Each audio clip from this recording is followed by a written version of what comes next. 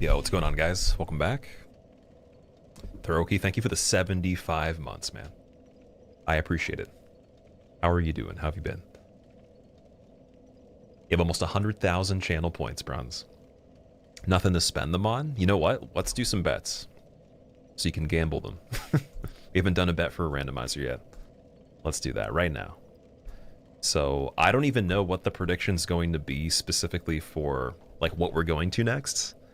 There's a couple choices. So instead of being specific, will I die this stream?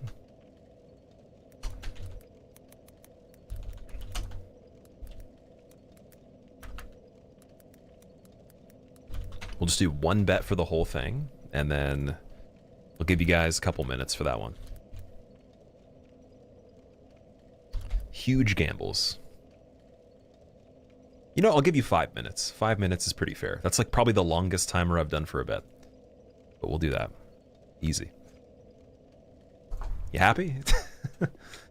So for anyone that didn't get to see the first bit of this, it was quite a few days ago that we started this run. This is my third attempt still. Starting the timer now, actually. I don't know why that didn't activate. Hotkey's not working, apparently. Oh no, hotkeys are screwed up. It's not good. Why is that the case? What? Oh. Let's see if this fixes it. There we go. Perfect. Okay, so yeah, we're continuing from attempt number 3. We kind of speed ran to Abyss Watchers, and then in place of Abyss Watchers, I think we got... Did we get Demon Princes on this one this time? I'm trying to remember what we did. No, sorry, it was Demon Princes for Curse-Rotted Greatwood, and then on this one, I believe it was Princes. And yeah, there's still quite a few things to do. In terms of weapons, we're using the Man-Serpent Hatchet, which is what I started with. And the ring setup's pretty good. Got Estus Ring, got Evil Eye, and Covetous Gold I've never found on this yet in the 3 attempts. So that's really good for items. Trying to get Onyx Blade in action. That's Wilhelm's weapon from DLC 1. So very good with that. There is a catalyst. We got Storyteller Staff that we can actually use now, so I should probably put that on for poison. And I'm trying to think of the castings. Let me see. There was a casting we were trying to go towards. I got to put the ring on to see it or check this menu. It might have just been regular Soul Arrow. Oh, Profuse Sweat also, if we find the Pyromancy Flame, is good for resistance. So it's not a bad setup for this item seed. And yeah, if you guys have any questions, let me know. Welcome back, everybody. You're at 268,000 points, XO? Really? Oh my god. Okay, wait, let's go back to Firelink. Let's go get some levels towards Onyx Blade.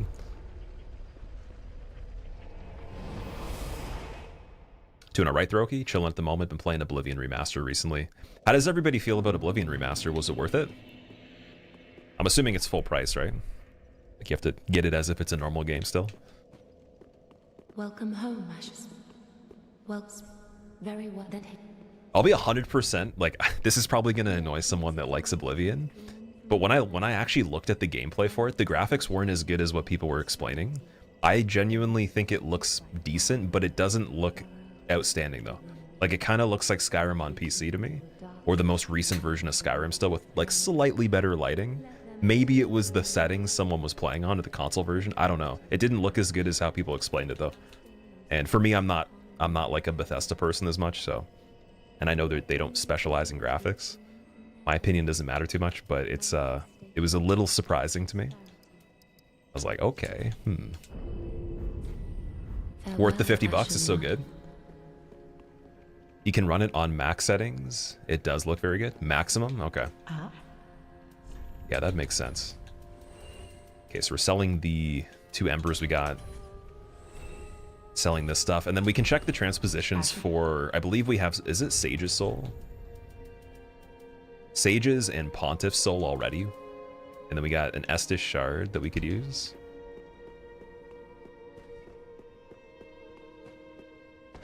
Oh, if up.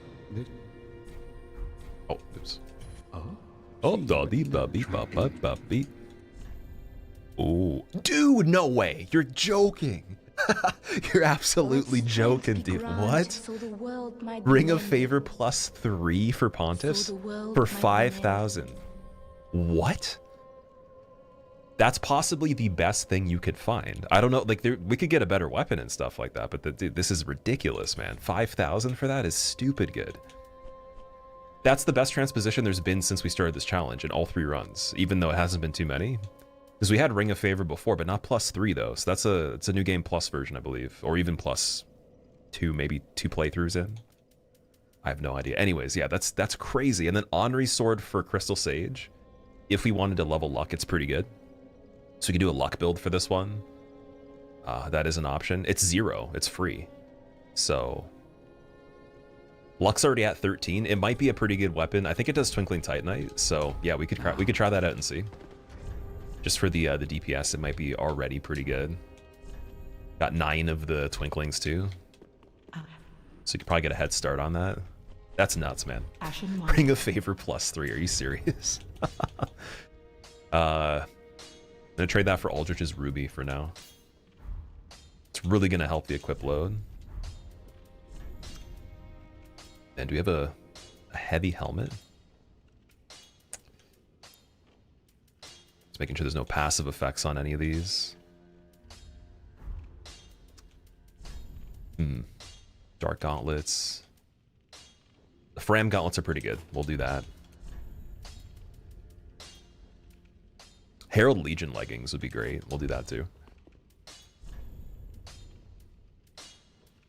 And then I think with Hood of Prayer, like we have pretty damn good elemental resistance still. In this game, I figured that the physical resistance is much more important than what I originally thought it was, because I was basing it off of Dark Souls 2. We had just played the randomizer on that.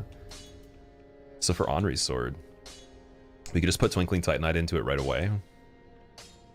Like it is E-scaling, so maybe I'm misinterpreting. Oh, Onyx Blade is also Twinkling. Oh, okay. So we'll... Millwood's also really good too. And Millwood has Warcry. They both have Warcry. Let strength be granted so the world might be mended. I don't know which one to go with for this, because Millwood's a better weapon for level 1. Squill, the haircut is looking pretty fly. Oh, Pretty Fly, thank you so much for the 6 months. Enjoy your new badge, dude. And also thank you, man. It matches your name. Kirby, thank you for the 23 months. Welcome back. So Kane, you think that Oblivion was really good? Free on Game Pass? Really? They made a brand new game free? That's pretty cool. Mr. JCMI, welcome back. Attempt number 3, exactly. Smokiner, welcome back. What's up? Bren, welcome back as well. Your name's green today. It's not purple anymore. CJ, how are you doing? Phil, you think it's an easy bet?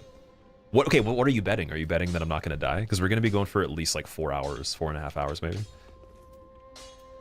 Okay. I'm saving the Twinkling Titanite for Onyx Blade for now. Again, Honorary Sword was free, so it doesn't matter. And then we're going to find more Titanite anyways, so we're just going to keep upgrading Man Serpent Hatchet for now. Get +5.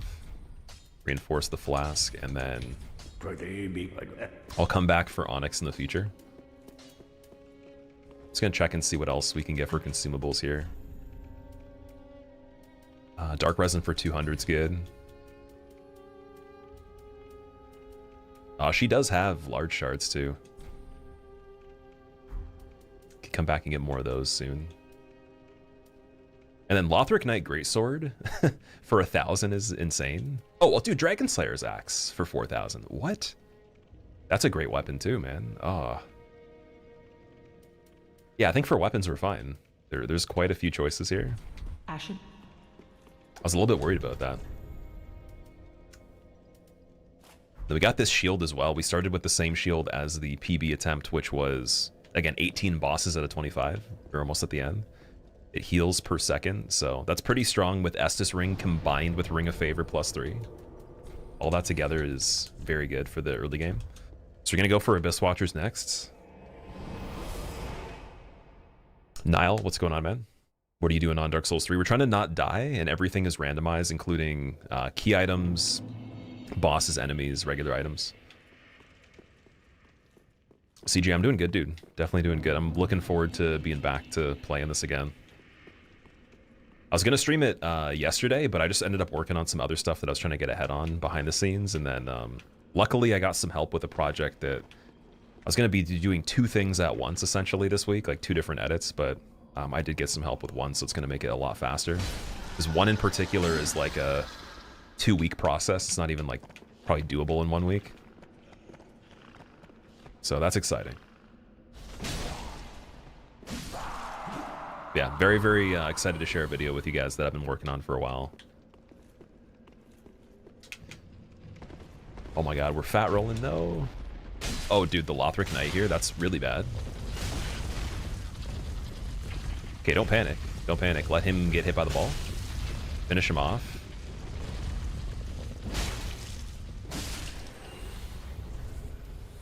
That could have been very bad. Yeah, we definitely need to change the gloves.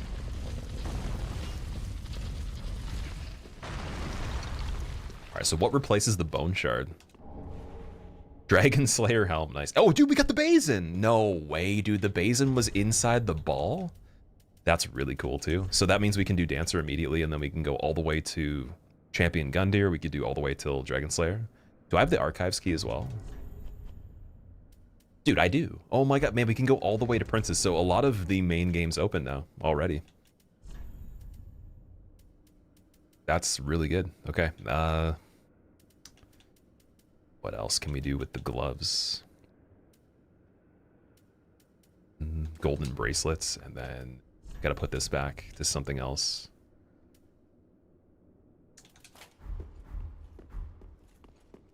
Regular game all of a sudden. I wonder how this one with no scaling would be. We're definitely going to try that right after. Like, not immediately, but in the future. Gonna see how that is.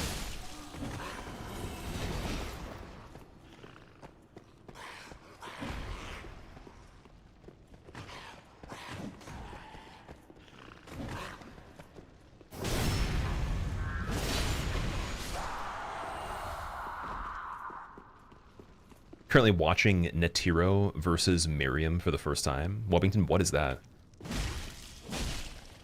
You're gonna have to give me a little bit of background on that one. It's good to see your stream again. Been pretty busy recently. Now, I got a little bit busy for a bit too, but definitely glad to be back. Glad you're here.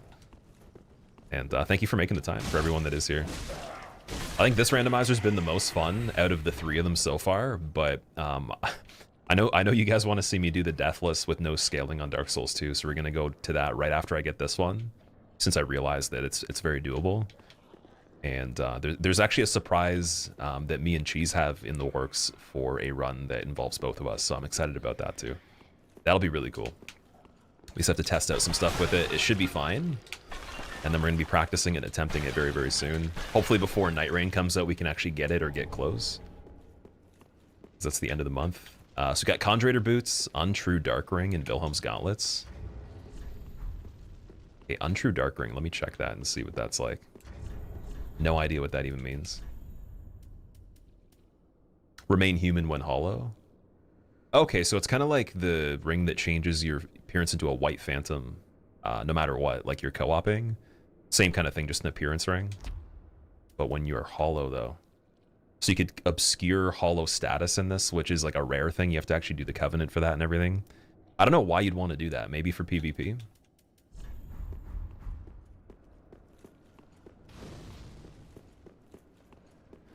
How long do you have predictions on before they close? This one was 5 minutes that we just did. Can we make it down here safely? Let's do it. See if I can jump. Oh, why can I never get the jump there? Oh, dude. No, we gotta get away from that guy and Lothric Knight with the great sword. Oh my god. Get up there immediately. Some dangerous enemies.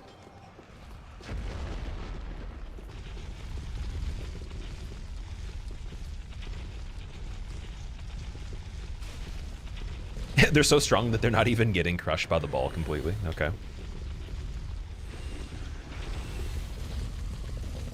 Elden Slayer, I'm doing pretty good. How are you, man?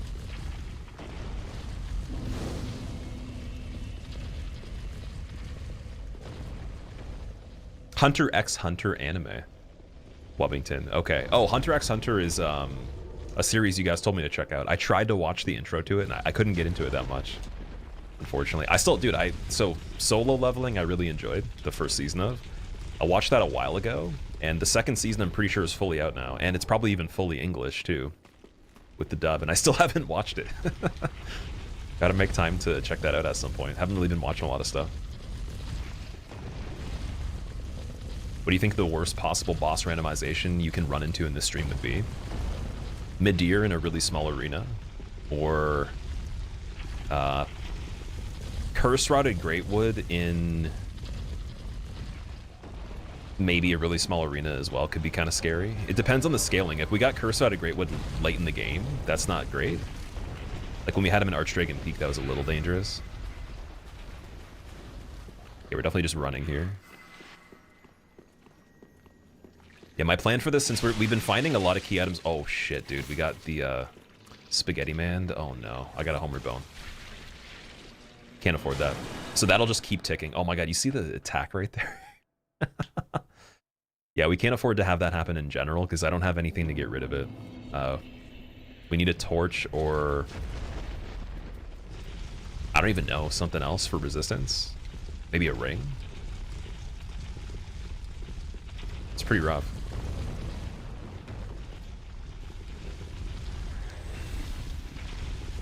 Yeah, there's probably some other bad boss randomizations too. Friede Phase 3 with harder scaling than normal. Or no, Friede Phase 2, sorry, with like really hard scaling could be kind of annoying too. And also another thing on this too, we don't have Spook and Hidden Body, so I can't stealth many things at all.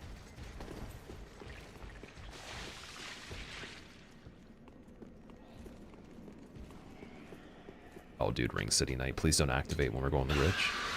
Run, run, run, run, run. Oh, they're fighting each other. Yeah, if this bridge breaks earlier than you normally would when you're going through this area, that is rip run as well. You cannot die there.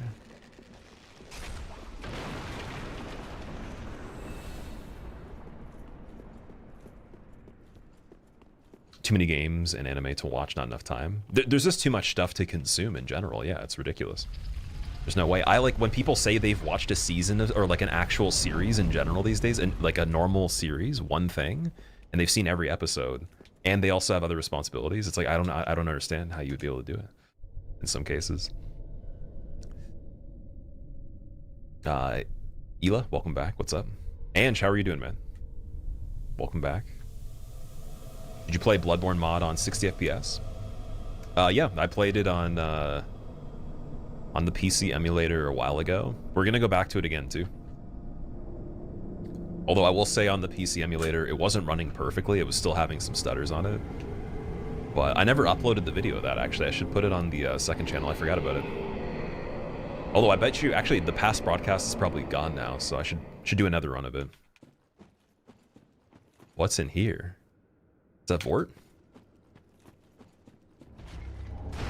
Hawkwood Swordgrass. Okay.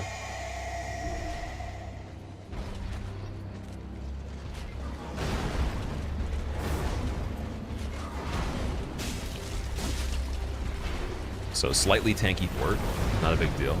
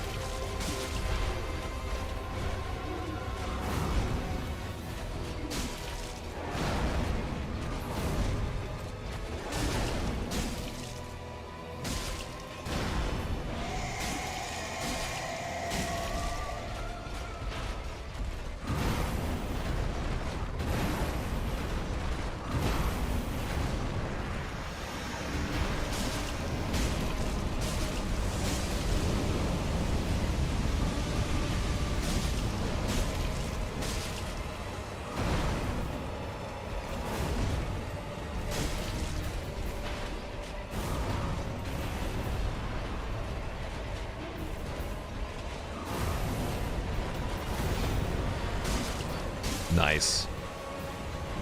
And we don't have Silver Serpent Ring on this one, so no extra souls on that. Cinders of the Lord? No way, dude. Are you kidding me? Yo, okay, Catacombs has been easily the best area. That's ridiculous, dude. We got the Basin, so the key to fight Dancer, and we got one of the Cinders to beat the any %, so we can go to Cinder. one of the 4 of them already. On the best attempt I have, I hadn't even had that many yet. And we already have a Cinders of a Lord. We have the one for Lothric. Can't even remember where we got that one. It's been a little bit since we came back to this. We already have the doll to go to Irithyll. Dude, we have so many keys for any percent. It's crazy.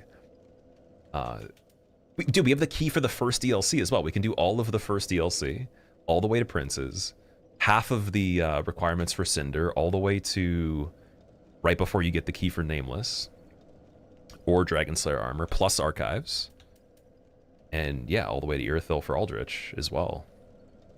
That's just ridiculous, man. This is insane. I think the keys on this are already better than the other run, so maybe it was worth dying to the curse the one time.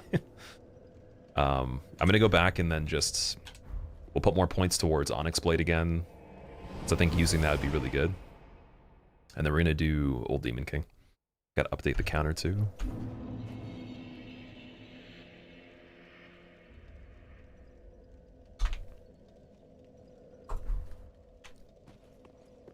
Cypher, how's it going, man? By the way, welcome back. Don't know if you have the balls to do this run. Try it out, dude. It's not actually as bad as I would say Dark Souls 1 in certain aspects with the map and, you know, falling off of things, having silly deaths.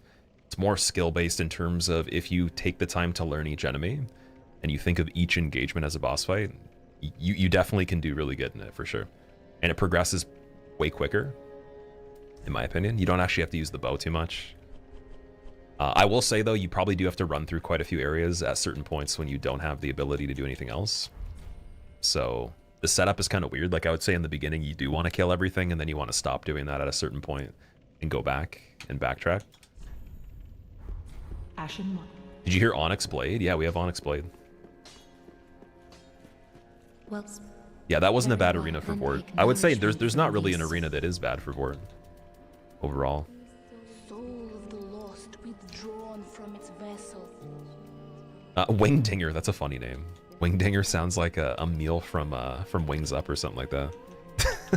Dude, thank you for the Prime sub. Hope you enjoy your motes. Welcome. Farewell, Ashen One. Farewell, Firekeeper. Just took the dog for a walk, Ange. Kicking back for a bit now. Nice, man. What kind of dog do you have? I don't think I asked you that.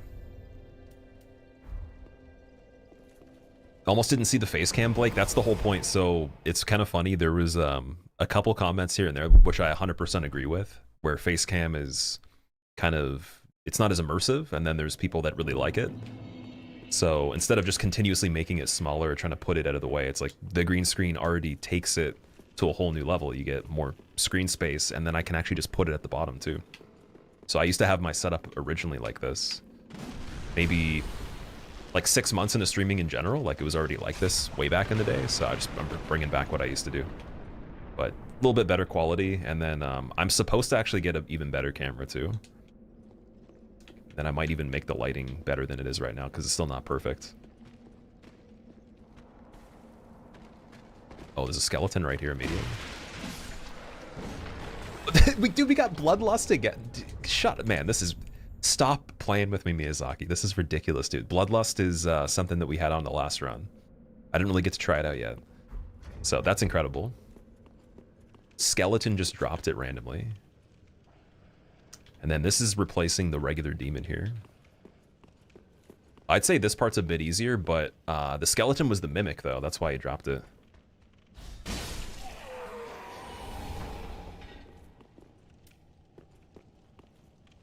I don't know how the scaling of this guy's going to be, so we're going to be careful because there's the bug there, too. And he gives me the Spaghetti Man bleed effect, which I do not want. Oh, dude, Ring City Knight, too? Okay, let's go backwards from here.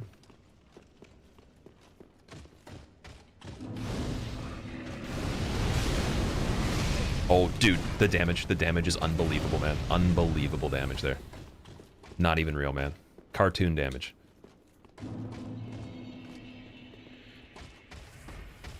Absolutely silly damage. Oh my god. How? Okay, I can't run. I will run back this way for a second. That fires so fast. Why is that guy so strong compared to the other ones? Oh my god. So we just need to get a good chase where I can sit. Oh, here we go. Perfect. Yeah, dude, it's not even actually worth going into that area to pick up the item in that vicinity until way later, because that's way too dangerous combined with the mega big Gru guy, big tree guy. You have a mini Australian Shepherd. Her name's Mosey. Is that how you say it, Mosey? Mosey the mini Aussie. That's cool. Nice. You need a green do-rag with the green screen. That's actually true. I don't have a green one. Although I found settings for even just having the green screen where you can make it floating head without even having to worry about your clothing or anything. You could have any color clothing on, and your face will turn into like a demon. It's crazy. So if anyone's seen like a negative filter, it looks like the next level after a negative filter. It just makes you look like a floating ghost or something like that. But only your face. Okay, blue tear stone might be worth it.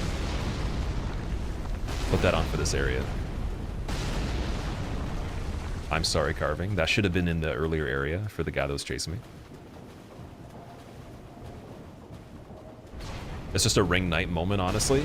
I've killed so many of the ring knights on this playthrough, but that one that shoots the flames we haven't actually had a battle with yet.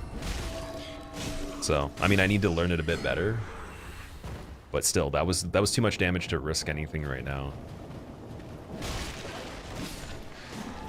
So, dude, no way, dude. Sun Prince. Okay. What is happening, dude? There must not be like a crazy big variety of good, or like maybe there's not as many rings as I thought in this game or something. Sun Princess ring we have again. That was on the original playthrough. We had it a bit earlier, I think. So this restores HP along with the shield. Get more Estus recovery on top of that every step from the Estus. Because of Estus ring, more HP back from everything defeated and defense when low health. So, like, that's the survival ring setup right there. Also... Oh, no, sorry, wait a second. That's why... Wait, we need favor +3 on again. There we go. Yeah, we'll do these 4. Mozzie, okay. Wing Knight leggings. Let me check the... Wilhelm's gauntlets, 3.7.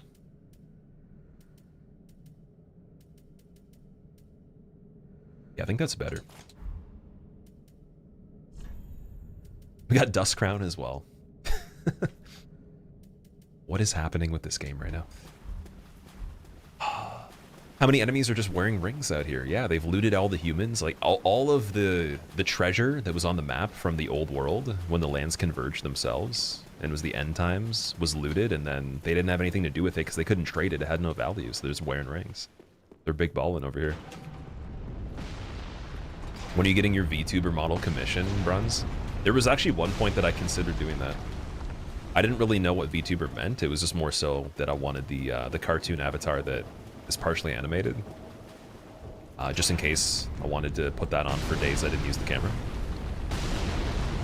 Because this was in that time in between when I was doing the speedruns quite a lot, so I didn't have the camera on. And yeah, I actually looked into it. Decided not to, but I almost did.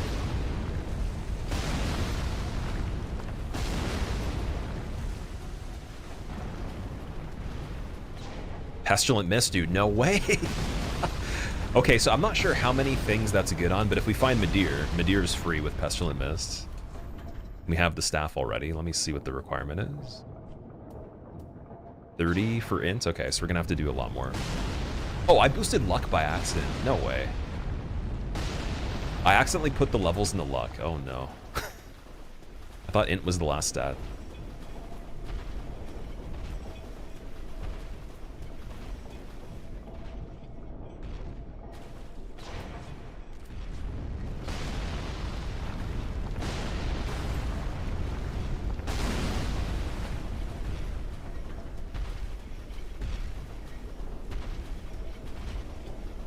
Okay, hopefully this giant's a potato. Let's see.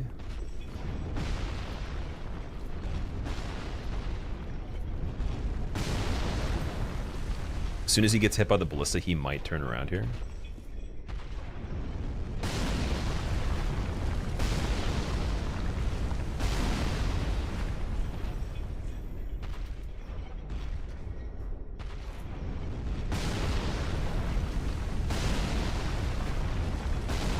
You heard Cheese got the run? That's dope. Sad you missed it, Blake. He did, dude. And the run that he did when he got it was so perfect in every single way that for me it was actually genuinely entertaining to watch. It was such a good demonstration of everything we did. It was like there's nothing better I could imagine with the way he played it. And he was actually challenged quite a bit on some of the hardest stuff. Like it was a decent ONS fight. It was a really good 4 Kings fight for the RNG on it. Gargoyles went really well. Everything was played so well. All the decision making was super quick and like, yeah, he was like very focused and not overthinking it too much. It was the perfect situation. So we'll definitely be making a video for that for anyone that didn't see. For anyone that didn't know as well, I was coaching my buddy through a hitless run from the very beginning till him actually getting it. And the way that we did it was I explained the information in real time for him to understand how to do it while he was playing on the first attempts. And he got 42 mistakes, got it down to 1. And I think he got 2 one-hit PBs and beat it recently. So I'll have a video from each perspective as well as the long-form version will be on his second channel as well. I might even put it on mine too.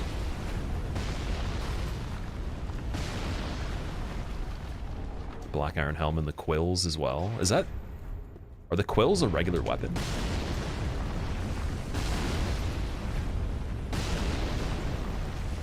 Oh, they are actually. Crow quills. Gundeer gauntlets, okay.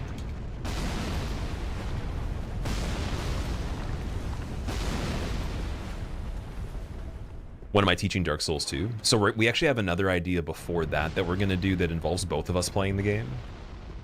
So we're trying to figure out how to make sure that works from a technical standpoint so we can try that out. And then after that is done, we'll probably move on to Dark Souls 2 or a different game for the coaching.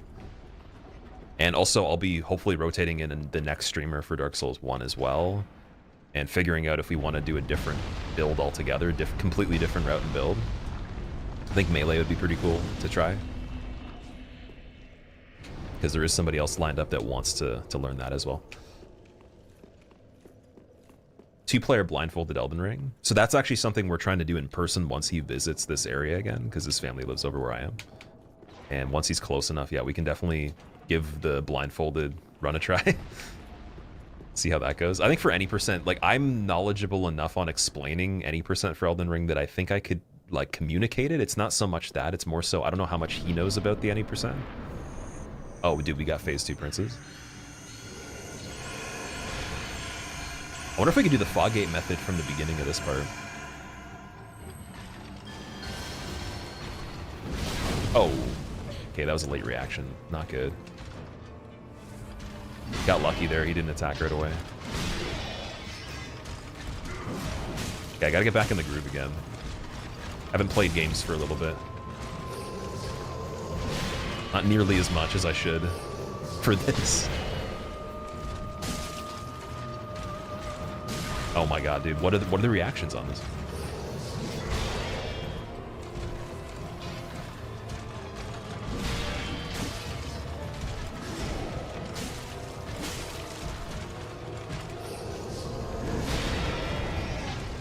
It's also ironically on the easier attacks, too.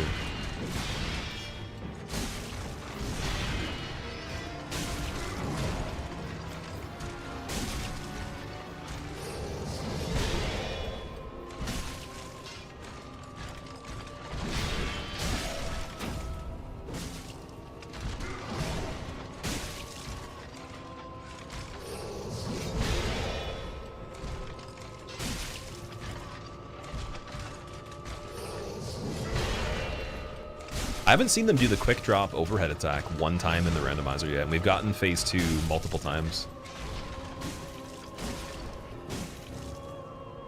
Okay, I'm gonna let him get the revive here.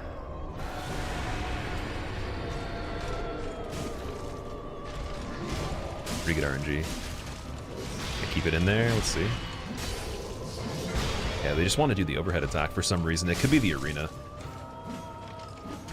Alright, that's it. GG, old Demon King dead? Old Demon Princes? Literally.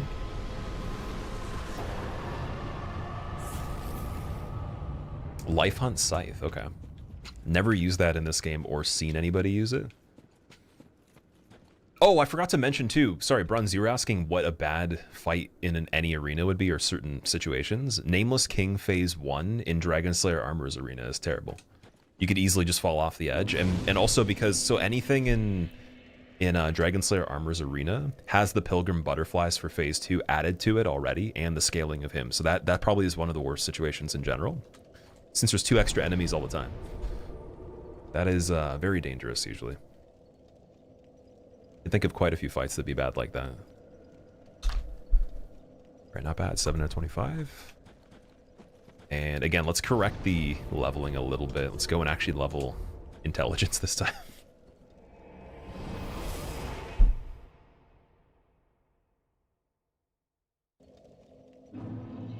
Be cool if giant arrows went into the old Demon King fight and you could bait them in to hit the boss. That'd be amazing, yeah. I wish you could do that.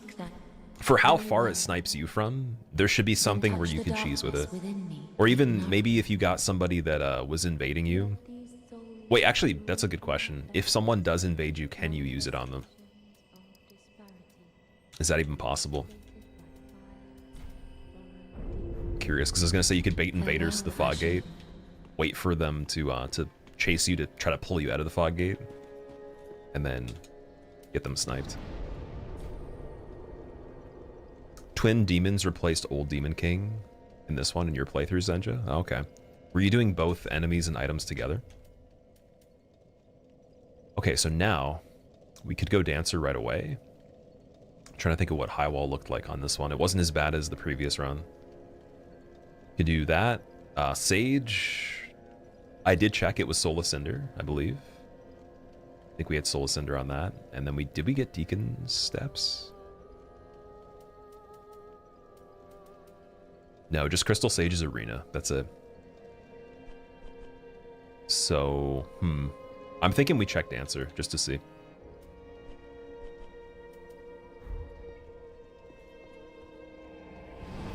Maki, thank you for the good luck, man. Oh, sorry, you didn't say good luck, you said GG. Thank you for the GG. The good games. How was your day going, dude? Has anybody played No Rest for the Wicked or seen anything for that? Maki was sending me some information on it. It looks pretty cool.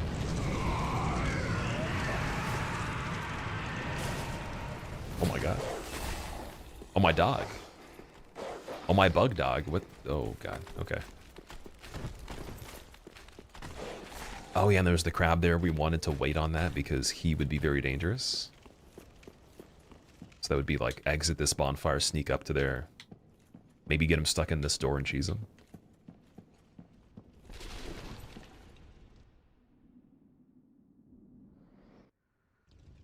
Oh no, dude. Oh no. Is it Gale Phase 2? We haven't had Gale Phase 2 at all on this before. Okay, I gotta really be focused on this. His health is crazy. He's got crossbow as well. Oh yeah, doing damage as well. That's a serious one.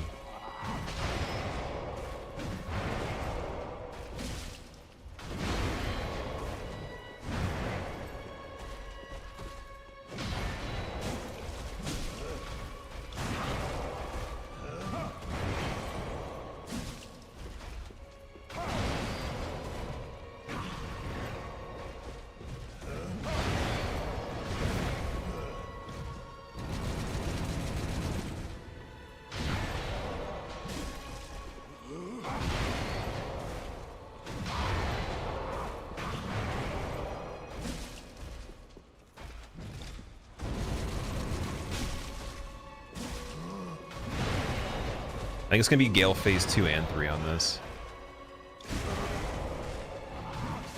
Which I'm not sure how that works in this arena, dude. Could be some dangerous situations on that.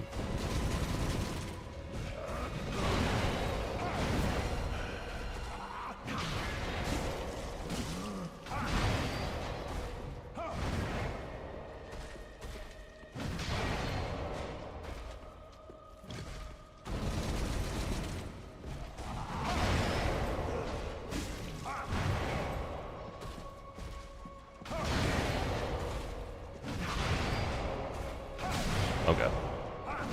Oh my god, okay. Chilling. Big chilling.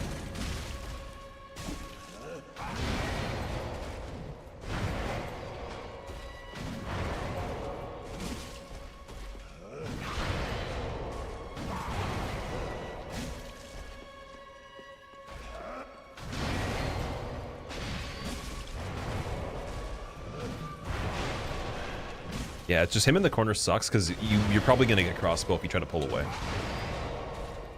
It's one thing I'm concerned about for the phase 3 when he flips and he does like the overlapping crossbow.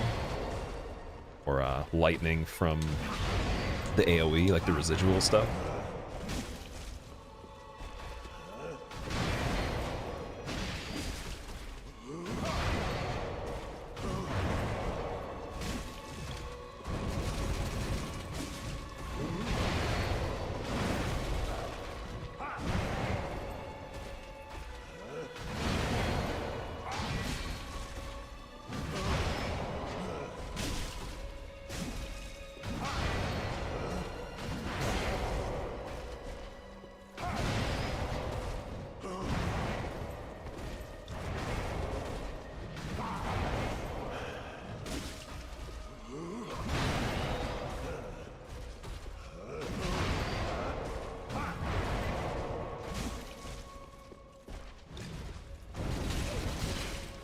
Okay.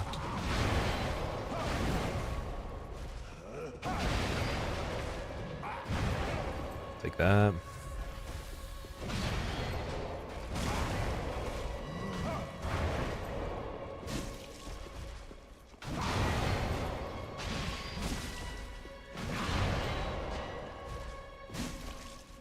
You know, we have storyteller staff too. I just realized that.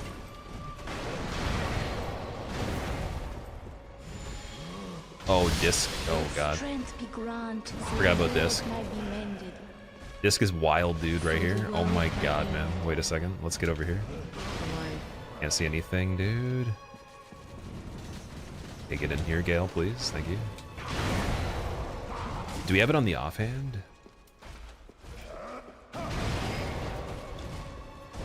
I do. Okay.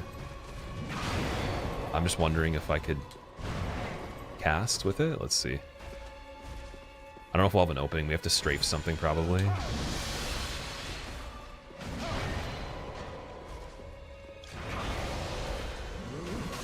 Oh my God, dude. No way.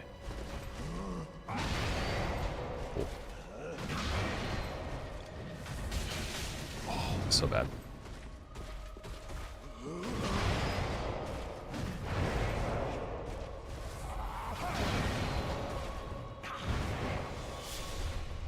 Okay, Gale, please poison.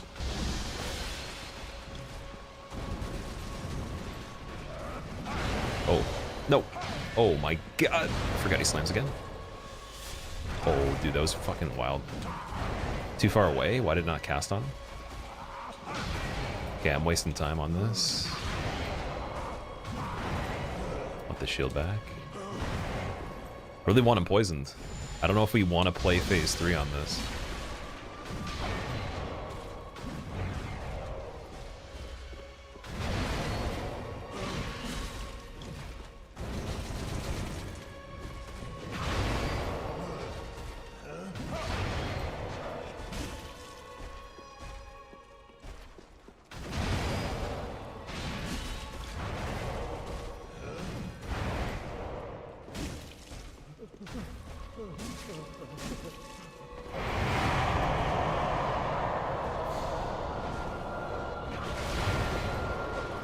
Will lightning it'll actually go in the room? No way. That's wild, dude. No way. Okay. At least we have more strafes here.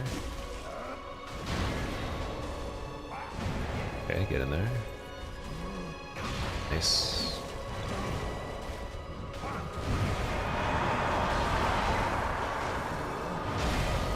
Okay, I just gotta wait a second.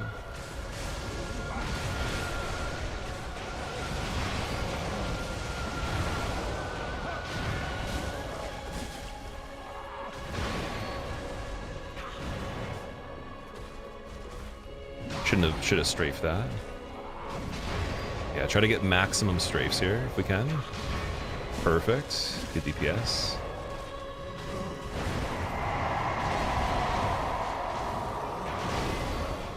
Okay, linger, linger, linger, linger. Good. Follow up strafe.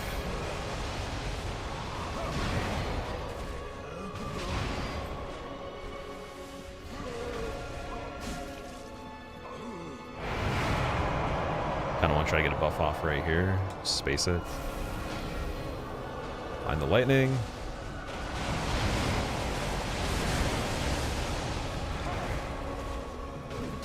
Oh god. Okay, chillin' for a second. Go back to Estus. Just chill. We don't want invisible Gale.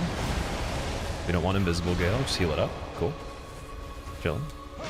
Oh, that was... So, it wasn't too silly. That's okay. Can afford that. Homeward Bone just in case. Strafe. Okay. Good. Here we go. Oh, that's pretty good damage actually with the lightning. I like that. Okay. Nice. Get one hit in, get away. Nice.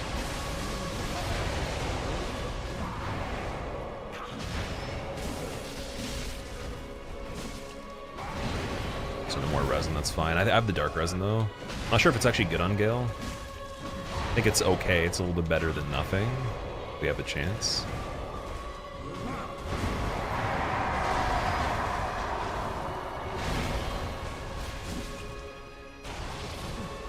Okay, trying to escape over here.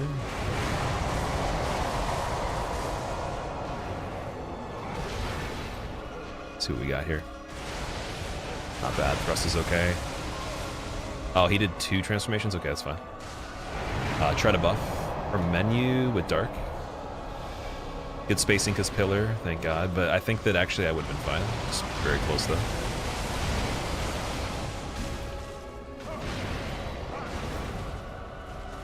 Strafe, nice. 2.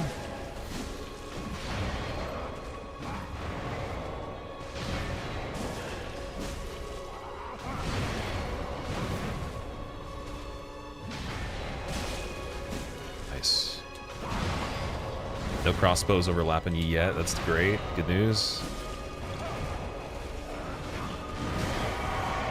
Not a good... Yeah, it was okay. That was alright. It's fine. Just back up here. Try to get a good distance.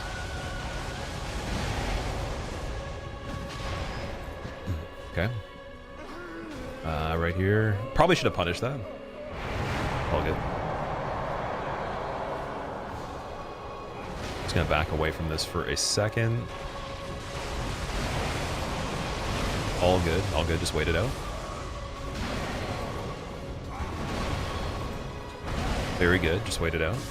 Yes! Dude, that's freaky, man. Oh my god. That was a super hand sweaty gale. Oh my god. I was actually really debating the whole time, should we just go back to that later? Not even because of the damage, just basically the arena. And like survivability. Estus count as well, how many Estuses we have. So we've never gotten Gale phase 2 and 3 on randomizer yet. That's the hardest thing in the game in my opinion, so.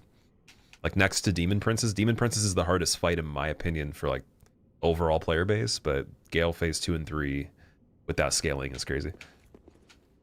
Is he the hardest boss in the game? He's voted as the hardest for quite a few people. I wouldn't say he's mechanically the hardest though. It's just he's got a lot of defense. And like so when you go to him normally, there's a lot of things you can do to completely negate that, like poison.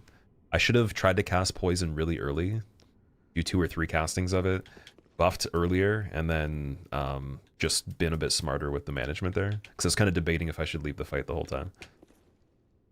Yeah, Tower Key's insane, because Tower Key means we can go and check for another item that might actually just be something good.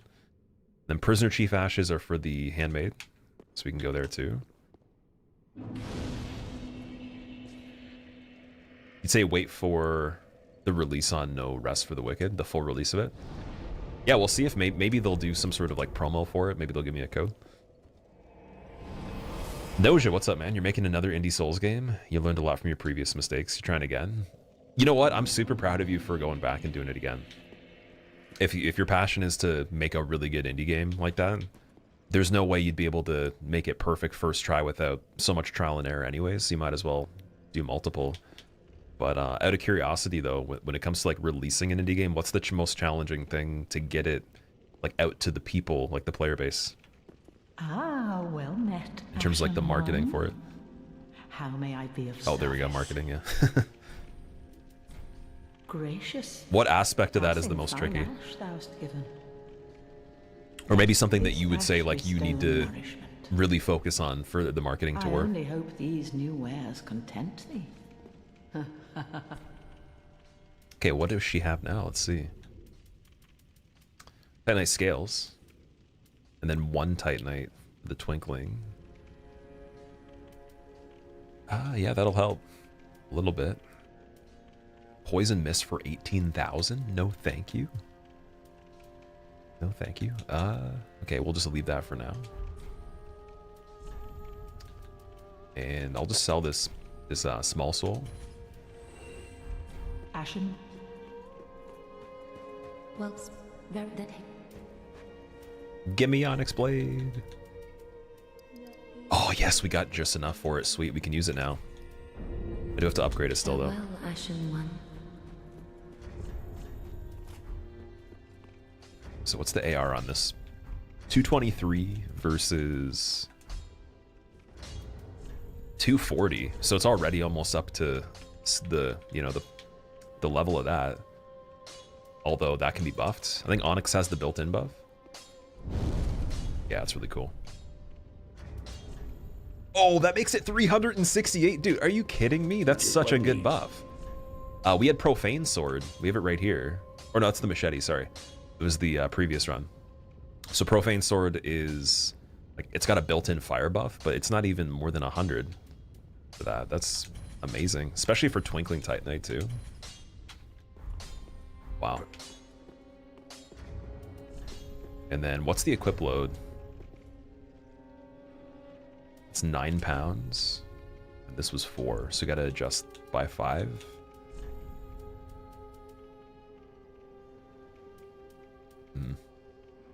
Do Conjurator boots.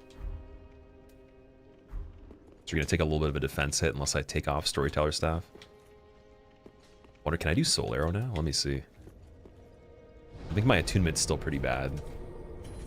I'd have to have the ring to put it on, and then we could switch to it instead of having a bow if we want to pull some enemies, maybe. So it was Dark Moon Ring. I'd imagine it would still let me keep these and then switch back to them later. So we'll put on Profuse Sweat in case I pick up the Pyromancy Flame while we're just running around. And then I just, again, switch this back on. Oh no, dude, it's like the other game, so it removes them from the character. Ah, you can't cheese it. Let's see. Okay, so it says nothing in the top slot. Ah, yeah, it doesn't let you do that. You have to stick with it on the whole time. Scam, man. It's a scam.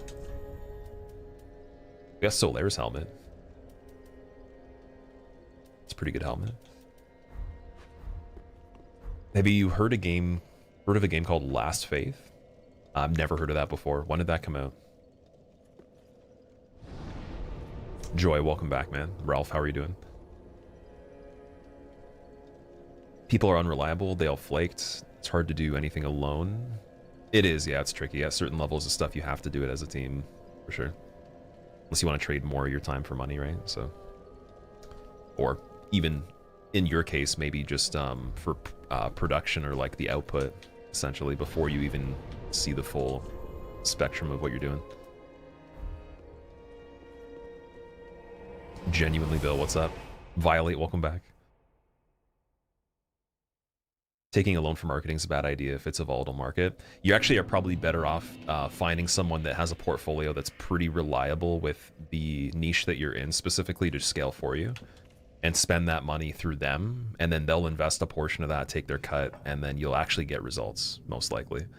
So that would be the only way I'd say it's worth investing in that whole space, but like someone that would just do it for you that has the skill set.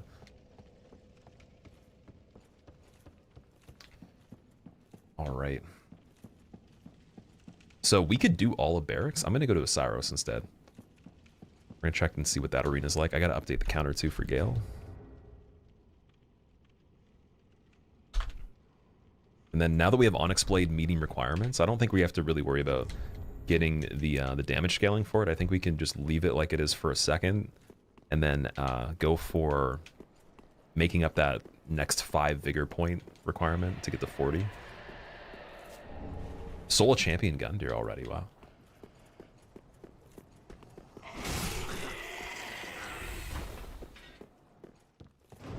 Yeah, I kind of miss having fall control, but we're green this time though.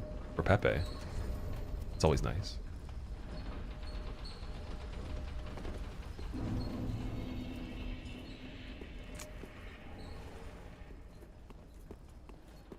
Not sure when it came out, but it looks like Blasphemous and it has you intrigued. Okay. That's always a good sign. Blasphemous 2 was really fun. I missed the first one, but I played the second one and it was good.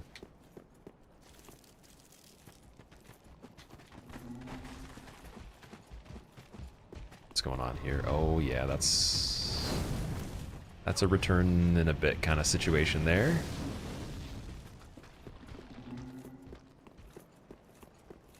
Again, from what my experience has been on this, we've never found a key in a place like this, though. It's always been where another key item was. Bone Shard, Estus Shard.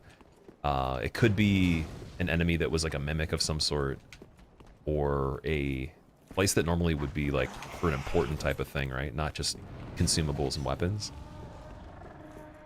Not to say it can't be, but I've never seen one in this game in that spot. I never heard someone talk about how things work in life with such deep understanding and awareness, for instance, of how the difference between succeeding and failing often comes down to choosing to do it or not. I think that's pretty basic stuff, though. Like, I'm glad that that was insightful for you, dude. That's amazing. Yeah, usually, like, the problem, I think, with how I say things, I don't say them the way I want to say them, so it probably sounds a lot more serious than it really is. A lot of stuff's just common sense, so it's like, mostly everybody knows that. But then for you, for instance, let's say like you didn't take the chances on certain things, you'll try to self-soothe yourself by convincing yourself that you actually have a different reality when you know it's actually the case, to kind of like pad your ego a little bit in some cases, and then eventually like that has to be broken down to succeed in certain things. So you'd have to be very bad at it, you have to fail, you have to be embarrassed, you have to do all these different things that are like inevitable, but like we all know that anyways. It's just how much protection do you want to have against yourself, right? That's the way I think of it. So I think everyone's really smart by default, has the potential. Like we make ourselves kind of stupid to certain things to help it, you know, help the pain a bit, because we're trying to avoid pain from the, you know, reptile brain side of things.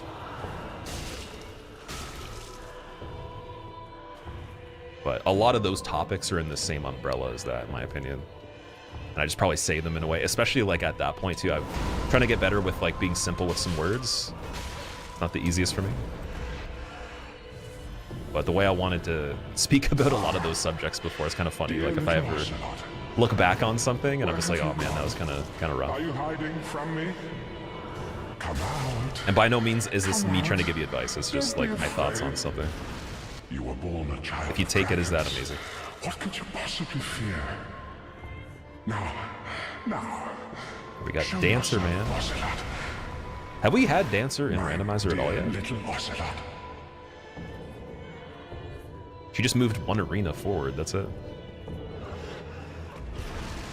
Can't remember if Dancer actually has more health by default than Osiris. I think they're pretty similar. Ooh. Onyx is doing some good work here, though.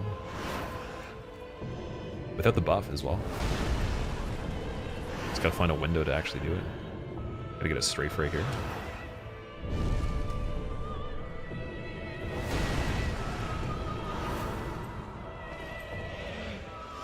Being medium roll is kind of scary. Introducing that phase 2 moveset, or the extended moveset on phase 1.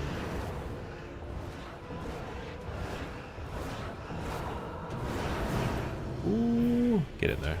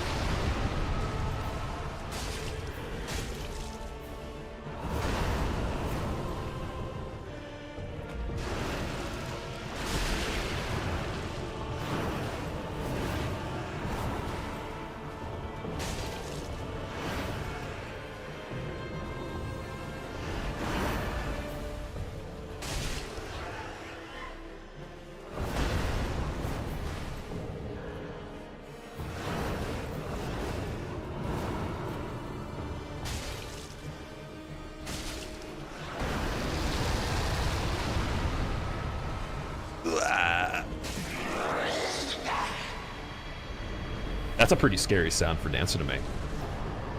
Got Jailer's key ring from her. Okay. Cool. So again, a lot of keys from boss fights too. Vix, how are you doing, dude? Elden Beast is on Ozempic? Really? I didn't think Elden Beast was actually real. I thought he was like a figment of the imagination. This is like, it's kind of giving me Santa Claus vibes. Stop smacking the cake, you degen. I was trying to get the ankles. Back of the ankles is the weakest part, right? Anything that walks, anything that's bipedal, you take away the ankles and like, what do they have? They could crawl like Lorien, but you saw how that went for him, right?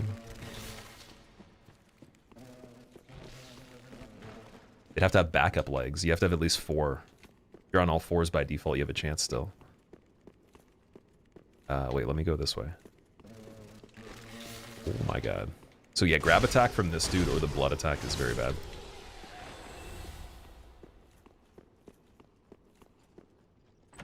How bad would Demon Prince be in this arena? Oh, it would actually be pretty terrible in that arena, that's true. Dragon Chaser Ashes. So that's the one that I believe is in the area where Nameless is. To get unlimited lightning resin and some other things. It's a pretty late one. At least I think. I don't know. I've been wrong about some of the items in this. I'm not great at remembering the all of the names of the ashes where they correspond to. Even some of the keys I was kind of rough at the beginning of this. I forgot about the cinders.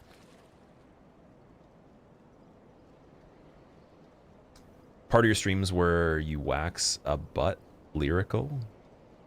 Wax a bit lyrical and let show some of your sage-like qualities are some of the best moments on stream in your opinion, Maki. Okay, I took with the typos, I still understand what you said. I appreciate that. Thank you. Also, Dark Moon Blade, nice. Dark Moon Blade, what is the requirement on that one? 30 for the Faith. Oh, we're already halfway there for Intelligence and Faith, though. Ooh, which one do we do? Because we have Crystal Magic Weapon as well. Those are 2 of the best buffs you can get next to Sunlight Blade. Dark Moon, I'm imagining, is better than Sunlight, or it's just like a dark version of it. Dark scaling, maybe. Also, wait a second, before I make a mistake here, let's go back for a moment. I was making the commitment to making a trip back to Shrine every single time we have somewhat of a budget here. Let strength be granted. How do so I the get back? world might be mended. So the world might be mended. It's like right here, okay. Even at my lowest, I'm a family guy. Sook, thank you for the 4 months. Welcome back, man. And thank you for using your Prime sub, too. I appreciate it. How are you doing? Yeah, Maki, thank you for saying that, dude. I appreciate it. I think that just the idea of explaining things like that, like in 2 words, is better than 40 sometimes, right? Or 400, so... Same thing. That's why I said everyone understands a lot of that stuff. It's just it might sound like it's different because I just said it a certain way. Doesn't mean it's necessarily always the best way to put it. But that has been improved a bit, for sure. All right, so we have the Champion Gundyr Soul here. Let's see what we get for this one.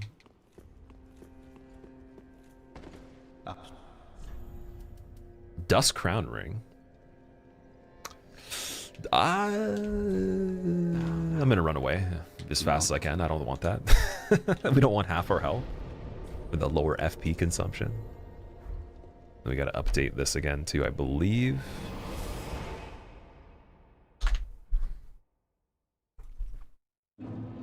One fat health bar. It looks like it is. Give me the right enemy. Let him hit me. Immediately just gone. It's just melted. 3 hits dead. From certain enemies, maybe even like from certain ones on a counter hit, 2 hits dead. So it looks crazy, but it doesn't help a whole lot for everything. I'm even just intentionally, I'm not even looting a lot of things we can even see right now, just because I want to try to get to the point where we're maximum survival, and then we're just going to go back through everything. And I think it'll actually even be quicker because it'll still almost be the same time as us doing it in the first place. But we'll save some time on how quickly I'll kill things, and then, you know, I never even went to those areas, so we didn't lose much anyways, right? I think that's the best way to do it. Pyromancy's Parting Flame. Is that a better version? So I'm not familiar with the Parting Flame versus the regular. I don't think... Oh, shit, Angel. Oh my god, dude. Yeah, we gotta kill him. Okay, he's gone. Sweet. That was lucky because I ran out of stamina at a terrible time. Oh, no. Friede phase 2. Okay. Yeah, in this arena, that's not great with Ariandel near the edge.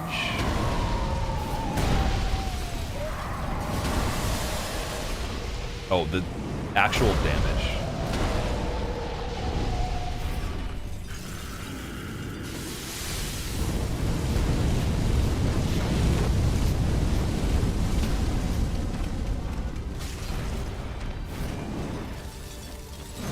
And Frostbite's gonna be pretty quick. We don't have the ring for that right now, do we? Yeah, that was on the other run.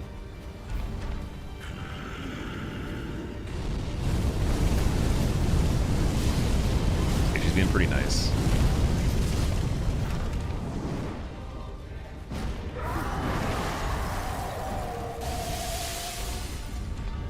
Well, we're getting some really bad stuff out of the way, at least.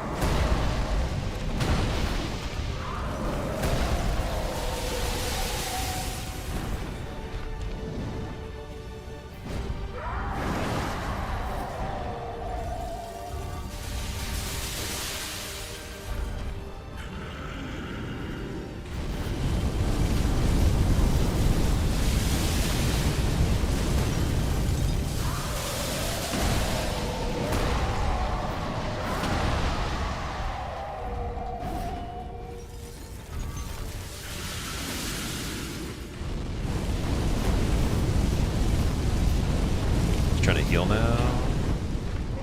No, not yet.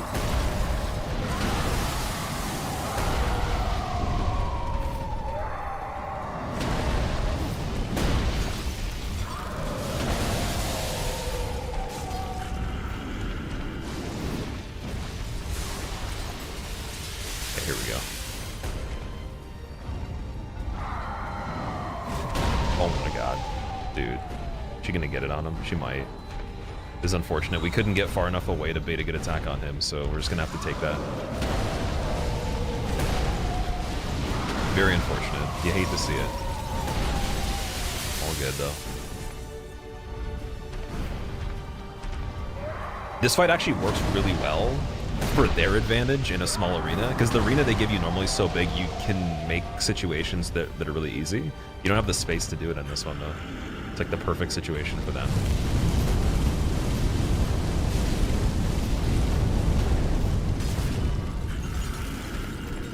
Especially with the frost resistance too. Do I have the rime clumps? Oh, I do. I have 2 of them. Nice.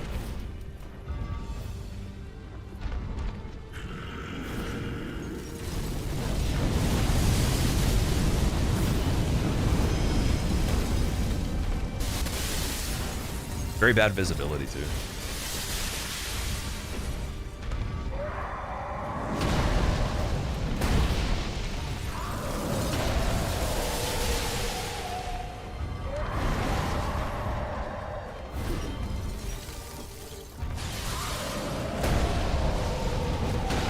If I can switch storytellers for a parry shield, I can make her input read the mover a little bit. Try that.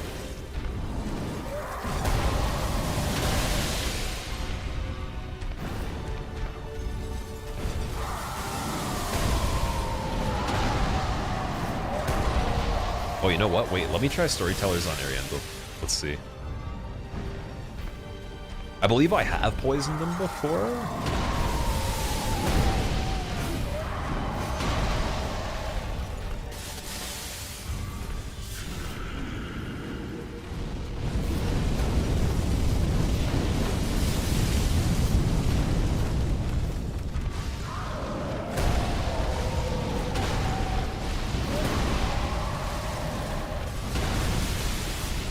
Last poison we could use right here until I need more of the blue.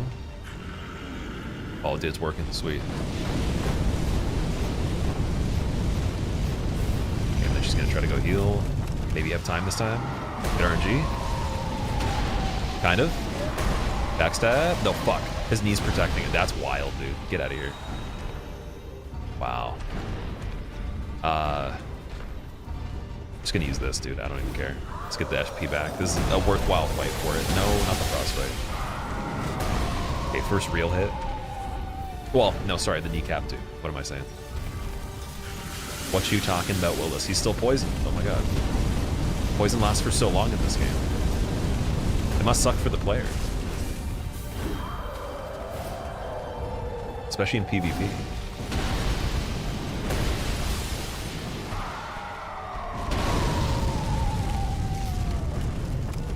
It's still going.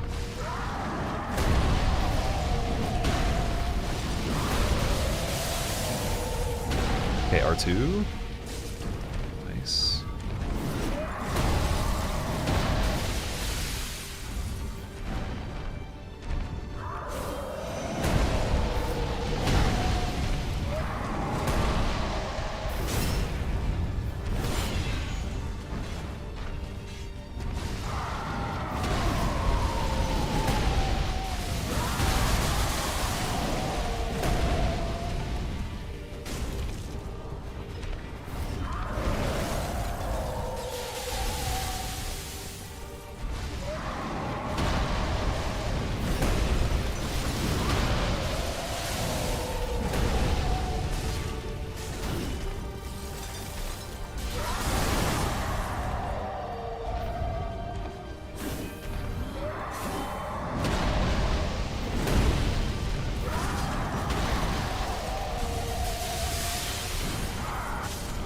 Nice. Okay, that was good. Patient on that one. Did not want to fall off the side of the map.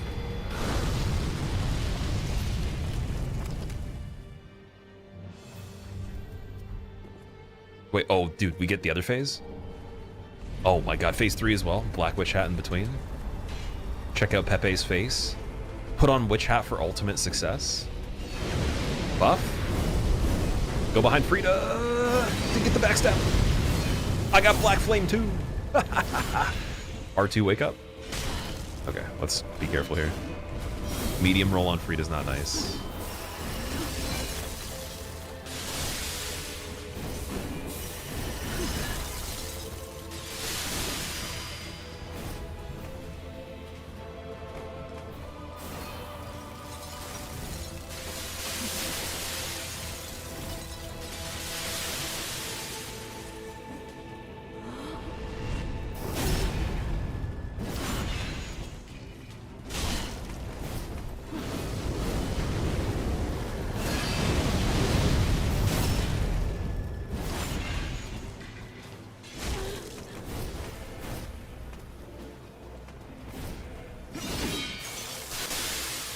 Yeah, I'm not even gonna try to go for that. Screw that. This one? Yeah, we were a bit ready. There we go. It's hard to get the backstab with the Grace Sword. Need like a little bit of a quicker startup animation for the backstab. That one sucks with medium roll too. Oh my god. Can I get this? Oh, we got it. Nice. Good timing. Should probably use one of the backstabs to rebuff. I wonder if I could poison her on this one.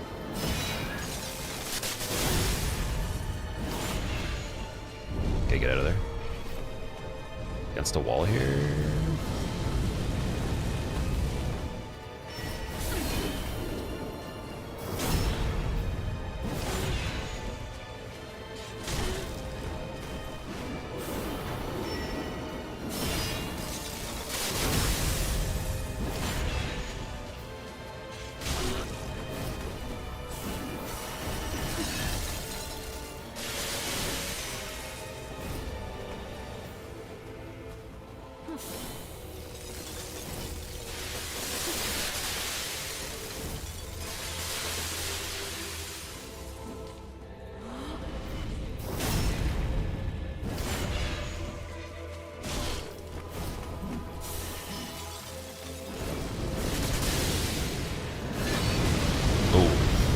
Get away from that, dude. Get away from that.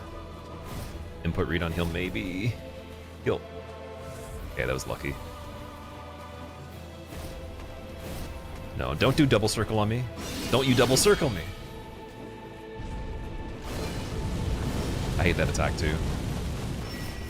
A lot of these don't matter as much if you have light roll on. kind of glad I don't, though. It'd be a bit too frantic in this arena, in my opinion. Like, you can actually get the backstab centering better with medium. Like, I could just kind of peel around her like that, but then you got to be really good on the angle still.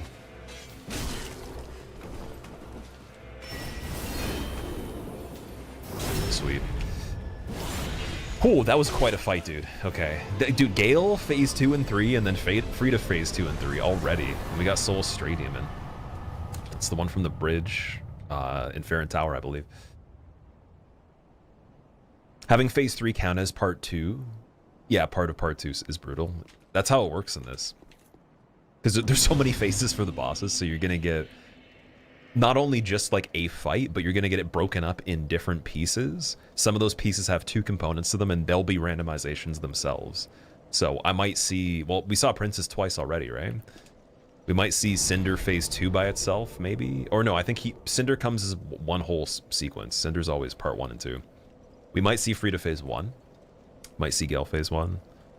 Halflight was all one part, thank God. Just get him over with. No wonder you no-hit this game. I did practice Friede religiously, for sure. That was one of the ones that required, like... It was a good, like, 20 to 30 minutes before even doing the attempts every single day, for sure. It's quite a lot. And then initially, I did the DLCs level 1. I did the whole game level 1 by default. And she took 5 hours, I believe. Maybe 5.5 hours. Alright. Let's update the counter again. Not bad. Almost halfway there. So let's go check old Firelink as well. Didn't know I had you as an emote cipher. I did. People don't use that one as much, which I'm kind of surprised about. I think that emote's actually good. Like, there's nothing I would change about it. It's useful. It's got the Judge Dredd lip as well. You want to look like you're just like straight mean mugging 10 out of 10. Kind of looks like Judge Dredd a little bit.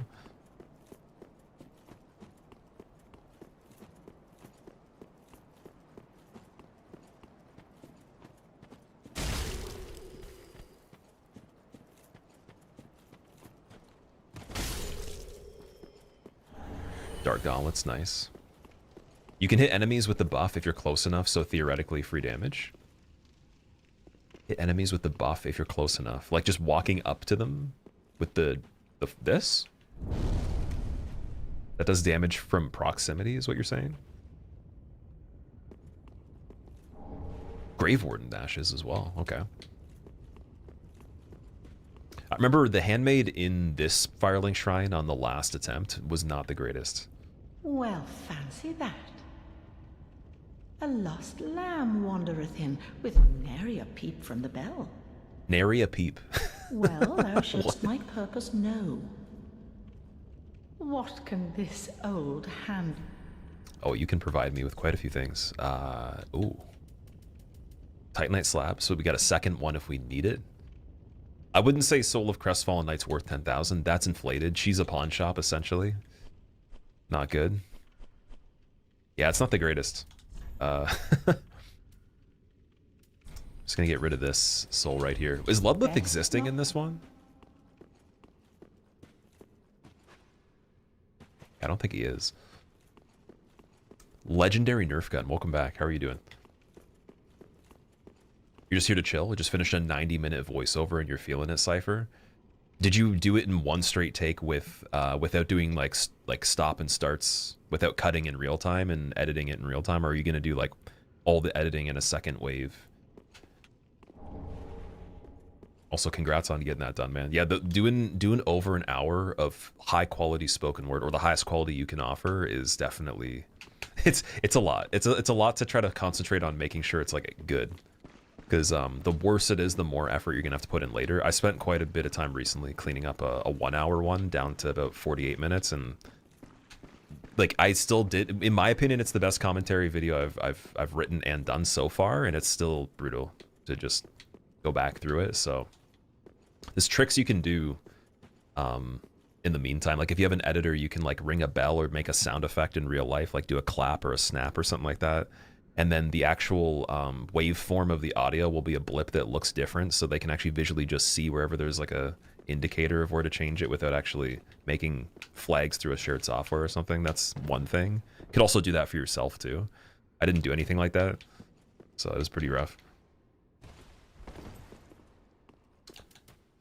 Or you could just be amazing. You could just be perfect and just don't make a lot of mistakes. That always helps too. Just be really good. Is there anything above this Firelink shrine in general? Because we could tree skip and then check the Silver Serpent area. Yeah, tower doesn't open there. First try? Okay, wait. It's because we didn't believe.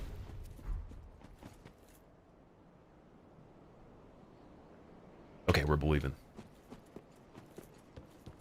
See, it works.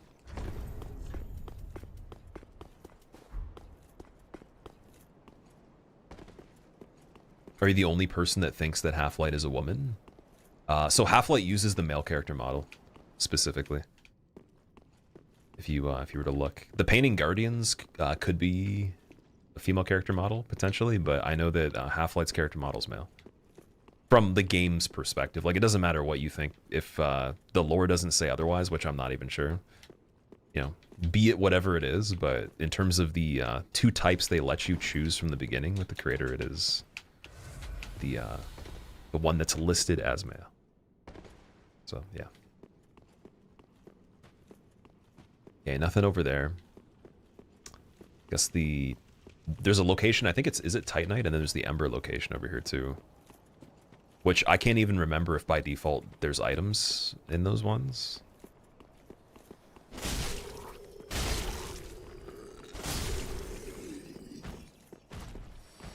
Oh, okay, there is.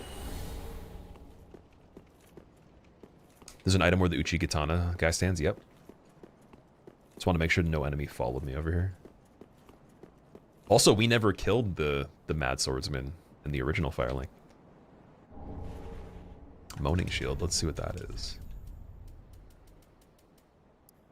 50 requirement, too. Offer gentle prayer to shield, causing woman's face to give out moan and attract enemies. That's scary, dude. Look at the... I've never seen this before. Oh, it's Igon Shield, okay. Wait, I want to see if the effect works on this, if we do it. Dude, that's so freaky. When is this since when is it a horror game? Oh my god, okay. Check where the Firekeeper's eyes are usually. I can't even remember where that is. Is that inside where Yoel would be? Or the opposite corner to Yoel? You can definitely do that too, you're right. There's the one item there as well, and I think that's it for outside. Unless there's like the lower ones. Night chunk.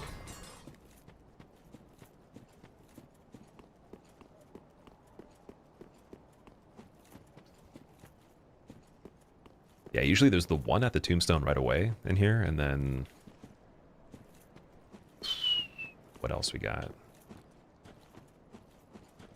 What else? We're good. Got Platinum Trophy for Monster Hunter Wilds. Took 180 hours, Wazoo. That's insane, man. Is that the longest Platinum Trophy around or something? That sounds like it's harder than legitimately getting the... There's a thing called Pure Blade Stone in Demon Souls that doesn't drop that often. It's like very, very rare. Sounds like it's harder than that. As far as these games go. Okay, so I think this is where the Firekeeper's eyes would have been normally. Got Hollow Ashes. I'm just going to run back and not waste the Homeward Bone, because I'm not sure if we have a source of infinite ones right now. Can't remember. Where Irina is, it's a fake wall. Oh, wait a second. Wait a moment. So there might be more. Unless I was not even paying attention and I didn't notice there was a fake wall that we activated. Was it this one? No, Irina's in the other part, isn't she? In my head, originally, when you said that, I thought of this side, but... Yeah, I've done the Firekeeper's Eyes at least a few times. Gives you the really cool soundtrack.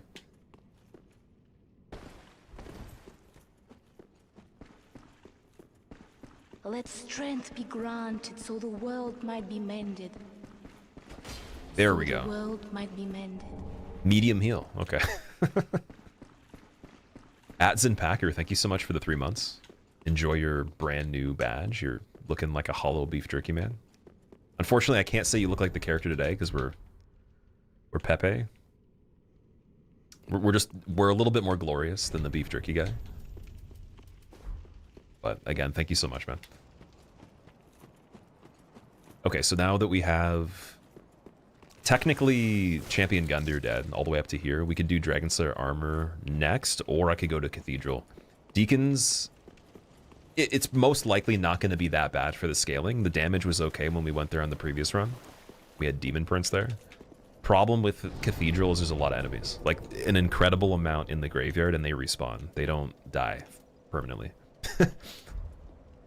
But I have to do it at some point. I have no choice. And then Archives Key as well. If we did Dragon Slayer armor, we could just go to Princes early.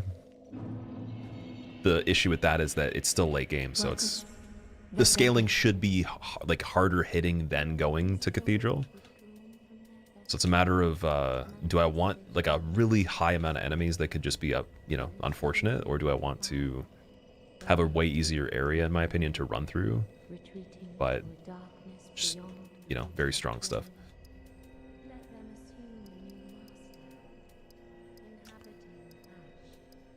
Yeah, so it looks like the Onyx Blade scales with both Intelligence and Faith fairly equally, 2 points per level. I think Vitality was helping quite a bit last time. 13 points if we go with the 40 Vigor here. It's not a lot of increase there. So because we have Favor and Protection +3, we'll stop at 40 for a while.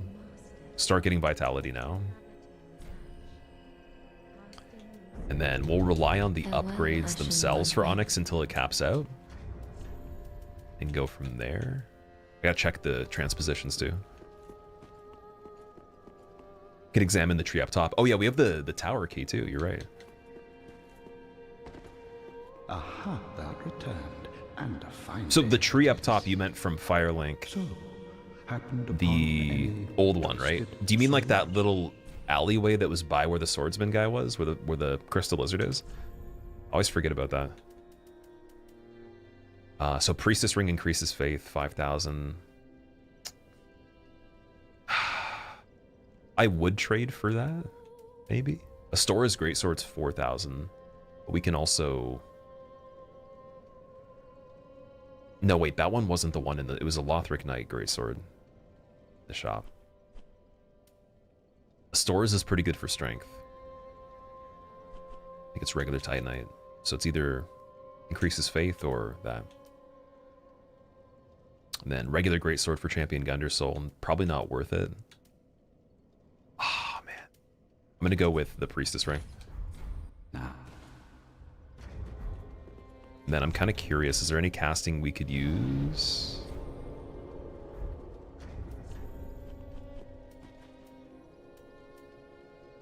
Like, it would get us a little bit of an extra bonus towards Darkmoon Blade if I put another 10 levels in.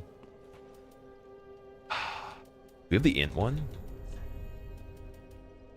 Oh, we do have the Int one too, so for either. We only need 10 levels, we could do Crystal Magic Weapon. Insane. Although you can't use it on Onyx Blade. So that would have to be that we have something else set up. Henri's wouldn't work either, I don't think. Or wait a second. No, Henri's might.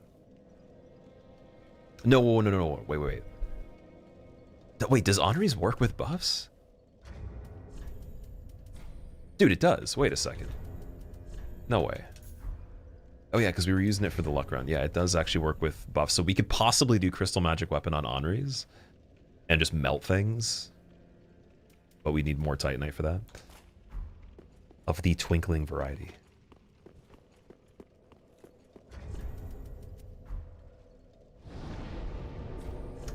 Alright, so what do we do next? Let's see. I say we just go check out Dragon Slayer armor. Try to get the shortcut for it. And go from there. Because it's just it's a way shorter area to run through. All the items to grab along the way are pretty accessible too. And there's the shortcuts for it, so we can go back later very easily.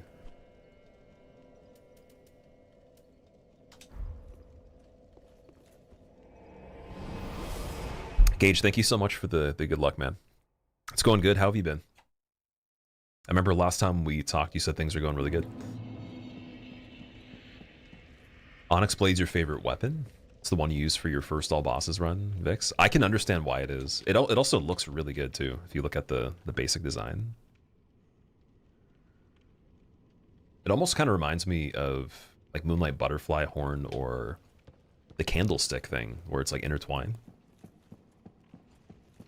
You don't like, I guess you don't really see it as well when Wilhelm uses it because he buffs immediately and then he's just like, be gone. You're dead. Oh, this guy's strong. Oh, dude, okay, get out of here. Where's he from? Is he from this area typically?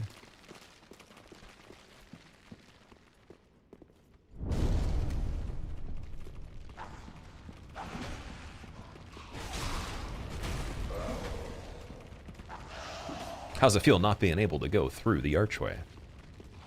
Oops. Sorry. Oops, I slipped. Okay, I didn't slip there. That's my bad.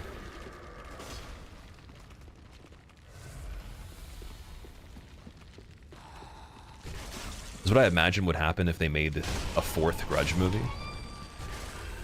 Just be a centipede. Be like, in a motion picture you've never expected, the crossover of Human Centipede and The Grudge, Sam Raimi came back again to direct a movie that's okay this time. More legs, more fingers, and more feet than you've ever seen. This is not a day spa. Hollow Infusion is only C scaling for luck. S with Faith scaling, A scaling for luck. S Dex with Sharp after Infusion. We tried to, didn't we try to Hollow Infuse Honories and it didn't work? Is it just that you can't put a Hollow Gem on it because it already is so good with luck and bleed and everything, or can you not infuse it at all? Oh no, sorry, you're talking about Astora's, sorry, my bad. Doesn't it scale better with Dex? It had 18 Dex requirement for the Astora one. You're gonna write that script out, Cypher? Yeah. I want to call you author every time I see your name now, because you changed it. I remember just the original Cypher. You kept the same color though, which is, it makes it a lot easier to remember. Gargoyle Flame Hammer. Oh, that's pretty good fire damage. Right off the bat. Okay, Millwood guy, scary. Regular axe Millwood.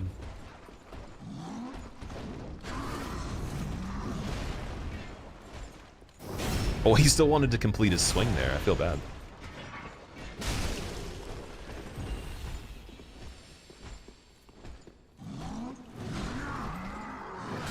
Oh my god, what?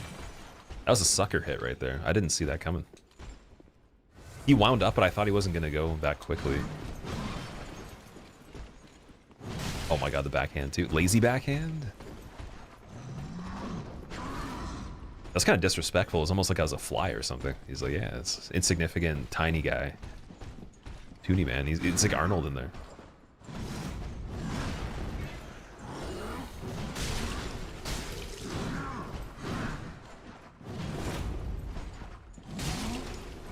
Oh my god. Get out of there.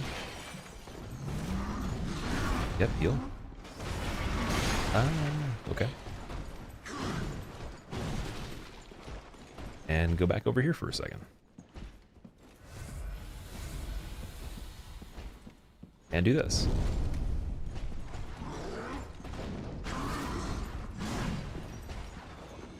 I think we could have got a backstab off that. Just a little bit scary for the timing. But this one? Oh. Not on that one.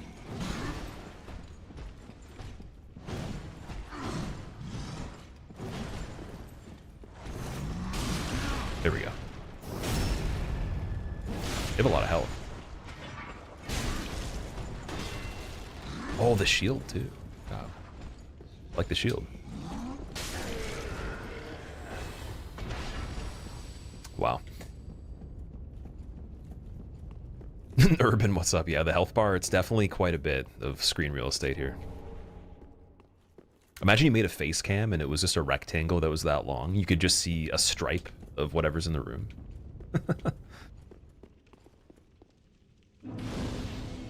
And then someone just put their eyes right there. That'd be really good min-maxing for the screen space.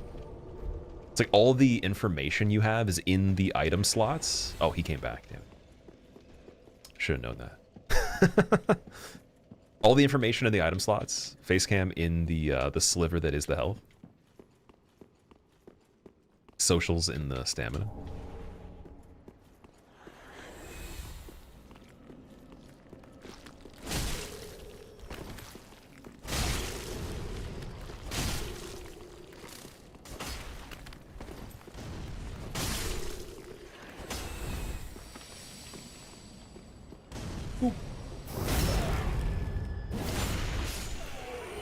That was almost launched off the edge. I felt bad about that for a second. Then I was like, you know what? He's fine. Okay, the Wing Knight's normally in here, right?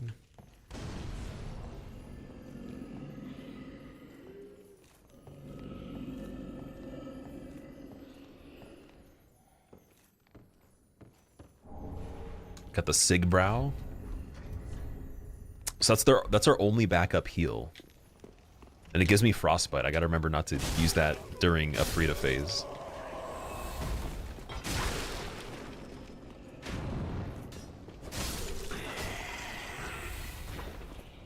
Ashley's reaction when she figured out who you were. Dude, Ashley still streams? Really? I didn't even know that.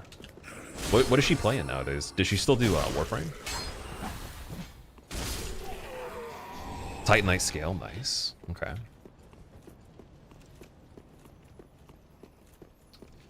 Oh my. Yeah, so there was that one time we didn't go into the other corner of this castle wall. We just grabbed this and left. But I did go get the bonfire nearby.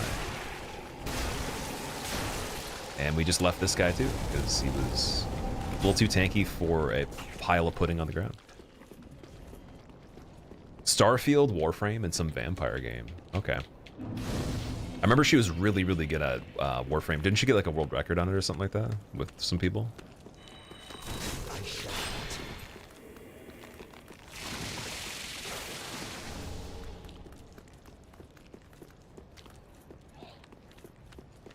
Okay, I think we're gonna have to go loop this right here. Hello, goodbye. Oh, can't even... Dude, is the bonfire glitched on this part? Could just be the enemy as well, but... Yeah, Partake guy is pretty tanky too. I'd say the scaling of this area is scary.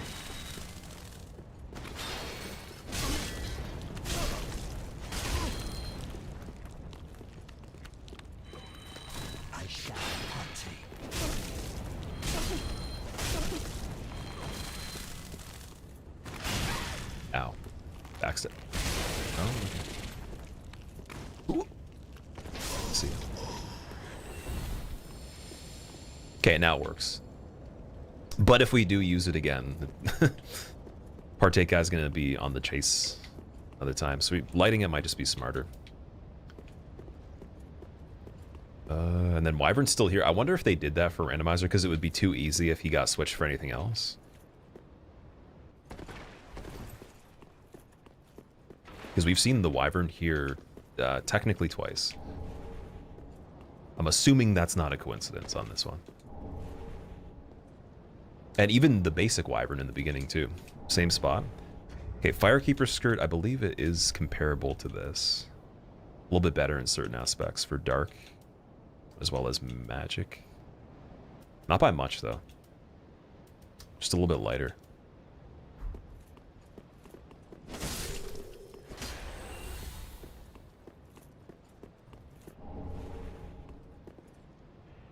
She was saying the other day that she still held the speed record for max NG level 1 Dark Souls 1. Really? What is the speed record for max NG level 1?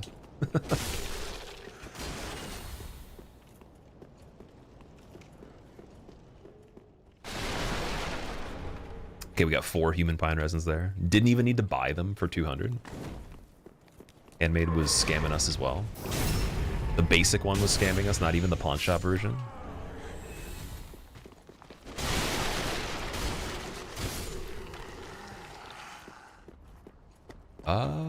Oh. Yeah, I'm going back. It's gonna go as quick as I can back. Hopefully these guys don't even spawn in. Let's see. Oh shit, they did. Okay, get out of there. Item and then leave.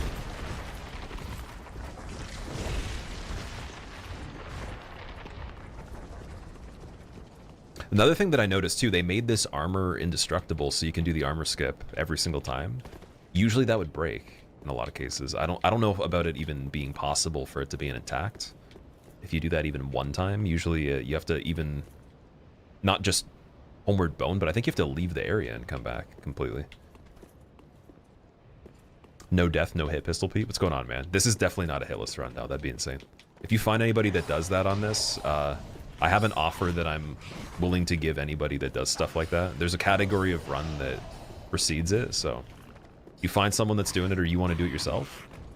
10 gifted tier 1 subs if you stream it to your account. 3-course meal at a restaurant, that's pretty standard pricing and stuff like that. 1 adult beverage if you want, or like just a extra drink. And I'll make a video on it as well. Because that's just so cool if you would be able to do that. I'd be genuinely impressed. Oh my god. We have to waste a homeward bone on this part? I think we do. But yeah, the deathless part though, even deathless no scaling, I could definitely see that. Hitless I could not see on this one.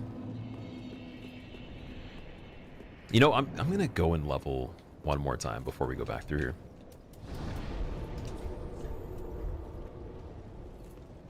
Seedeman, how are you doing? The secret is cheating. It's like, sources say the person that is good enough to cheat on this run hitless is probably so good they probably did it anyways and they didn't cheat, because to be able to go under the trained eye undetected, it would be almost impossible at this point. Some even say that with the cheats on, they still perform the run perfectly. There was actually a case of someone that did cheat. I think it was level 1 hitless all content at the time without the DLC 2 before it came out, and I remember they posted it in the chat, and it was funny because they're okay at some of the stuff, but they're pretty bad at cheating on some of the parts. And like some of the people that didn't even play the game that much were just like, yeah, that looks terrible. But if you were like able to pull it off, I've always said like you might as well just do it because you're probably good enough to do it then. So there'd be no point. All right, so we're gonna do the budding blossoms for sure for 100. That's really good. Very, very good on that. And we have more Twinkling Titanite we could use too. Let's get those and use it on the Onyx Blade. Ashen. What are the rules for the run? You should have said, is this no hit or no death? Oh, I know. I knew what you were asking. I was just saying that like the idea of even thinking about hitless on this one just made me realize that's in that category of the standard offer that I have right now for anybody that does stuff like that. And there is some runs that people have mentioned in that whole space that's ridiculous to me where they could be done, but like that's one though in particular I'd rank almost at the very top, I'd say, out of everything you guys have mentioned. That's ridiculous. So anyone does it, just like again point them my way. I have my word is on the record. It's you know, again, what was it, like $70 almost to gift subs in my money, 3-course meal, a video, and a thumbs up.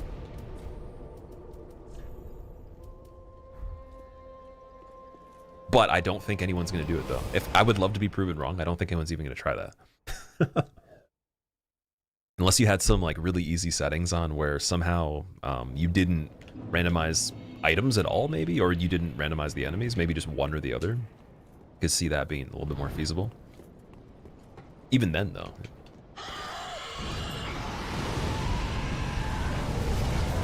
You think they knew they would get caught or just really wanted the attention? I genuinely believe that they were thinking they would get away with it because the way they structured it was very interesting. They tried it twice, technically. They did it once, and then they made a different Steam account, and we found all the Steam accounts they had made, like the whole history of it, and also all their Twitch accounts to everything. So it's just like it was the same like person. They did it the exact same way and then tried to make it look like it was a different person the second time. But it was really easy to figure out that wasn't the case. And then on top of that too, And this, by no means is this me saying that I figured it out. Like, the entire community dissected it within like 48 hours or something like that for both times. The issue though is that like I think that they didn't understand enough of the basic game knowledge, more than like the average consumer to do it. So like they knew enough to like make some things look okay, but they just didn't know enough about basics of the game to even understand how they were gonna pull it off. That was the issue there.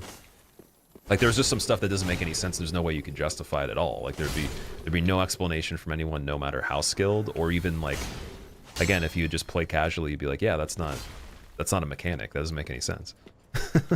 Or it's not even like a special kind of thing. So that's why I was saying like it's sad, because the dude could have put 30% more effort in and just did it. So I'd encourage anybody to, you know, thinking of that, don't put the effort in otherwise. Just go do it. Got Vort's Soul, nice. Okay, I wonder if that's going to give us anything good with Bloodlith. We've had a bad streak of recent soul transpositions. Got the Church Guardian Shiv too. See, these things I really like, but you only get one once in a while.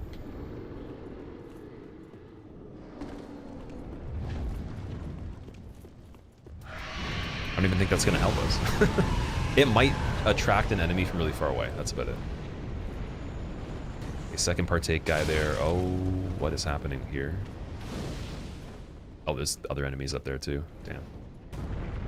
Oh my god, dude. No, not Millwood with big... Okay. Yeah, we're going out through here. Item skip. Oh, I couldn't get it. Couldn't get the cancel. All good. Dude, he's affecting this area too. How is it? What? Yeah, that whole part's one of the worst areas for enemies in this entire run through of the barracks. That's a very bad pocket right there. Trying to one-on-one anything is not a thing once you turn that corner, because you got the ambushers, you got the mimic that would be mobile and a different enemy. All the basic dudes get switched that would be like pretty much dormant until you run up to them. So to even go up the stair, you'd have to have the wyvern dead probably, and then pull them back out to the earlier part. Arch Titanite Shard. Can we get a peek on who's over here?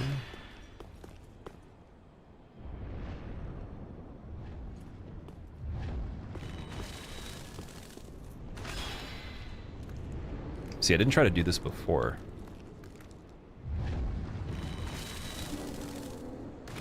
I can just see the pilgrim butterflies, that's it.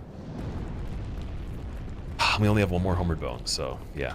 I'll have to dark sign after that.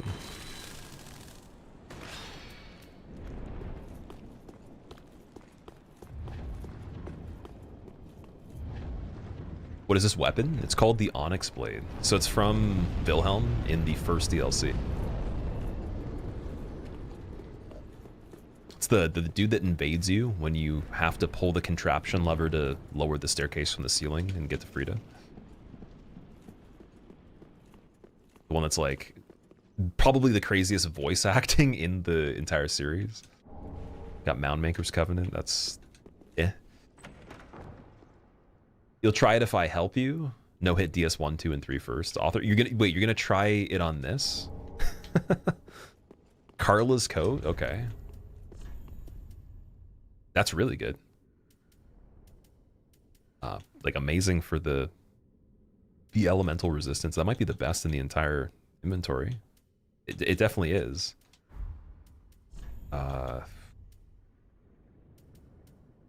Okay, if I go back to Herald Boots then, can we switch this around? Oh, just barely, by 0.5. Nice. Yeah, it also looks good too. Carla's stuff does look pretty good. What's going on, Love? How are you doing, man? And Rucker as well. I think you could do it with enough runs to get through more favorable runs until you got it. The amount of times you'd have to generate attempts would just be a lot, because not only is it just you're limited with the tools, you don't have the choice over them. So you could even reset the seed before you even start it, just to check classes over and over hundreds of times. Even then, there's not enough actual slots of things you can get where you'd have all the pieces to even have basic tools that you'd want right away, right? Let's say you started with cell swords, you got one casting that was hidden body, which helps for stealth. You wouldn't have a ring still, and then you would have to still beat whatever the first thing is, and then there's like, you know, the areas getting through. So I think that it would be really tricky to have actual like square feet of space to fight anything one-on-one exclusively the whole time, even with a lot of setup. It's not so much that people couldn't play the actual enemies perfectly, it's just so much of like the density of enemies per open area that you have. And areas to backpedal. Oh no, we got halflight in this arena. That's okay because the fountain, I guess, but I'm not sure how good it is with this weapon though. I guess we can one-hand it.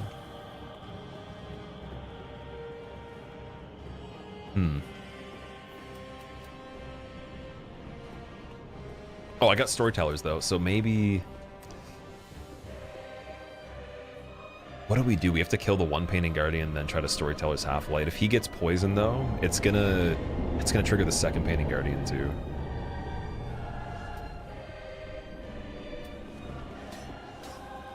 So we'll just get this one solo.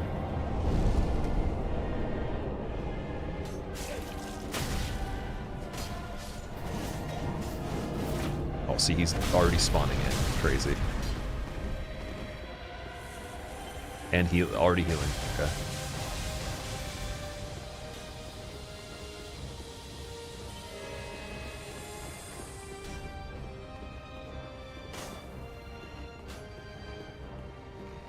I wonder if the pillars can go through the fountain, like the ones that are on the ground form.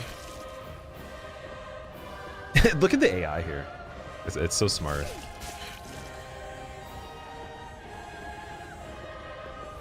Dude, that's broken, man. Why is it that good? Why is it even better than the base fight? Oh my god.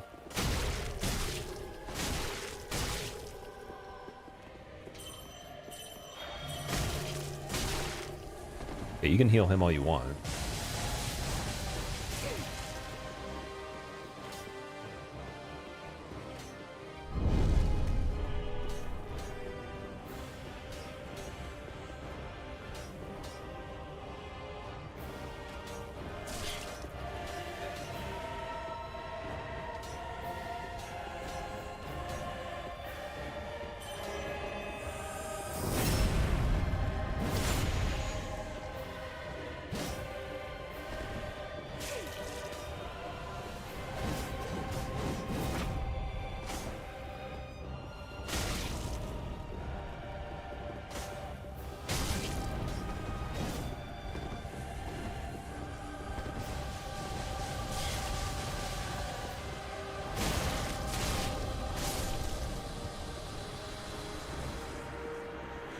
So I'm thinking maybe we poison him and then just do the other painting guardian like that again.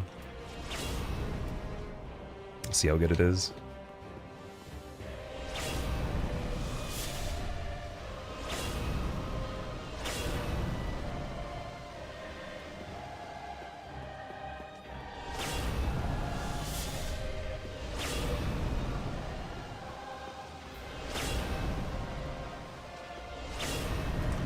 Well, that went very nice. Great, okay.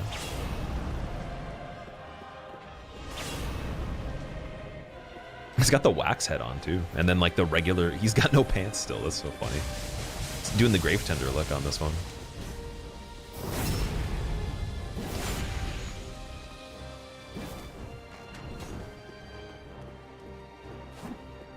Oh, dude, I just forgot Phase 2 Pilgrim Butterflies with... Oh my god, wait a second. How's that going to work on this? Pilgrim Butterflies, Painting Guardian, and Half-Light all active at the same time? So I have to get a backstab and then just get like some really good reads on the Guardian. Good counters as well. Or go for a parry even or something like that. I don't know. Do we have Hornet Ring? No. This will be pretty crazy.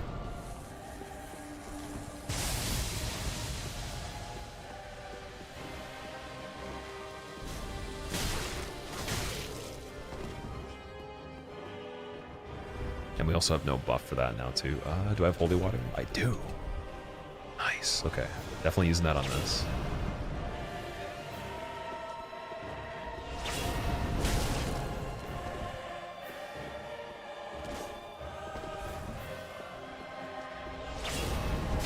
I would take an attempt at poison again and then just like outrun everything until he dies, but I don't know where we can get him still enough. Like maybe here with the bow? I'm worried about. See, now they're active.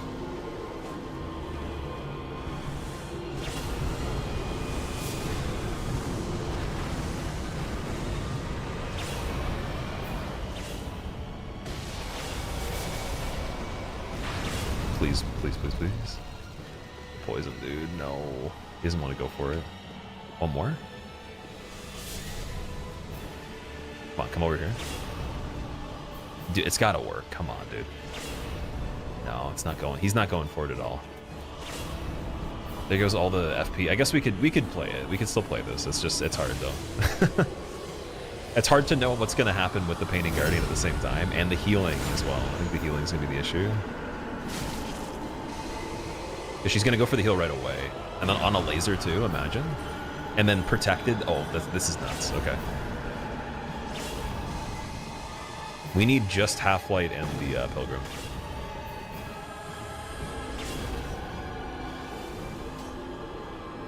But I wonder if the AI for the Guardian's good enough to try to rush me when it knows that I'm getting meatballed right here.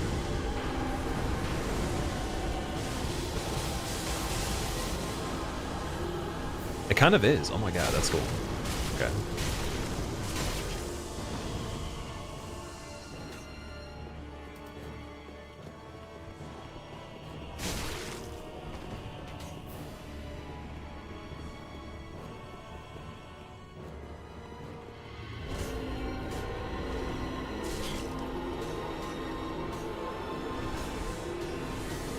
Dude, it's actually pretty good. Oh, okay. They still do quite a bit of damage.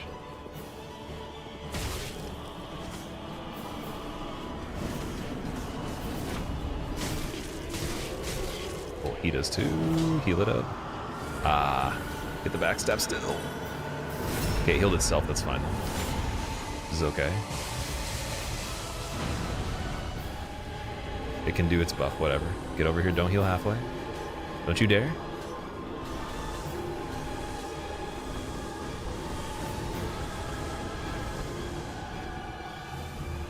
Don't you dare.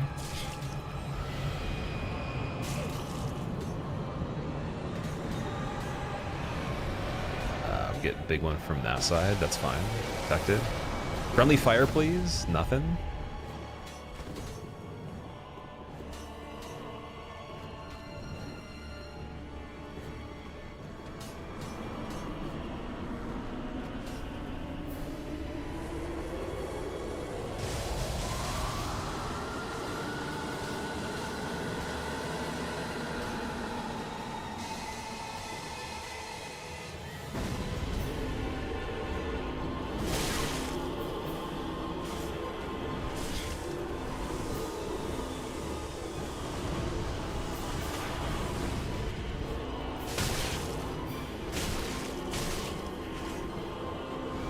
Go for it, go for it, go for it. Backstab him.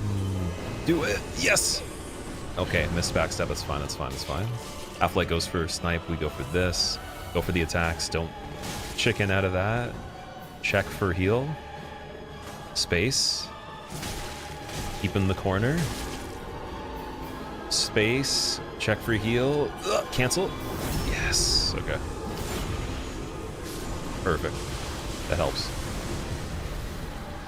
And then do this all over again.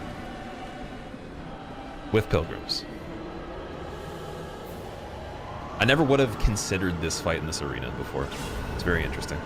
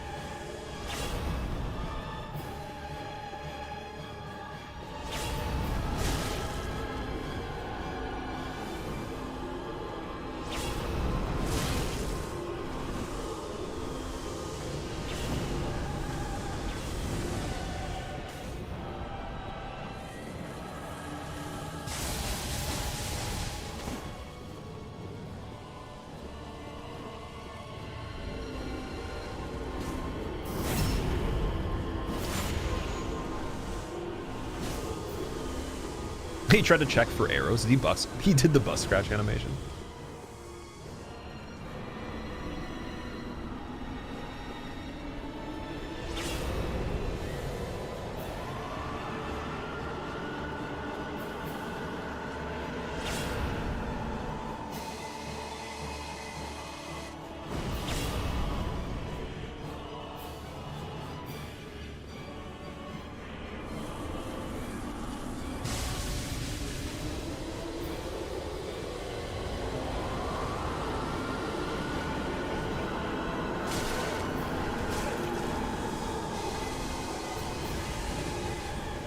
Oh my god, okay.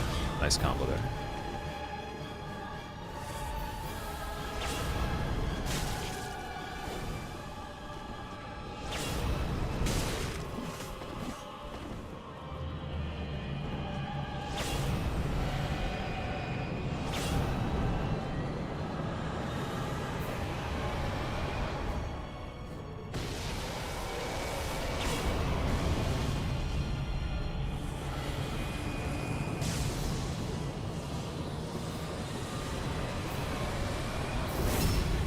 Crazy backstab. Get out of the way.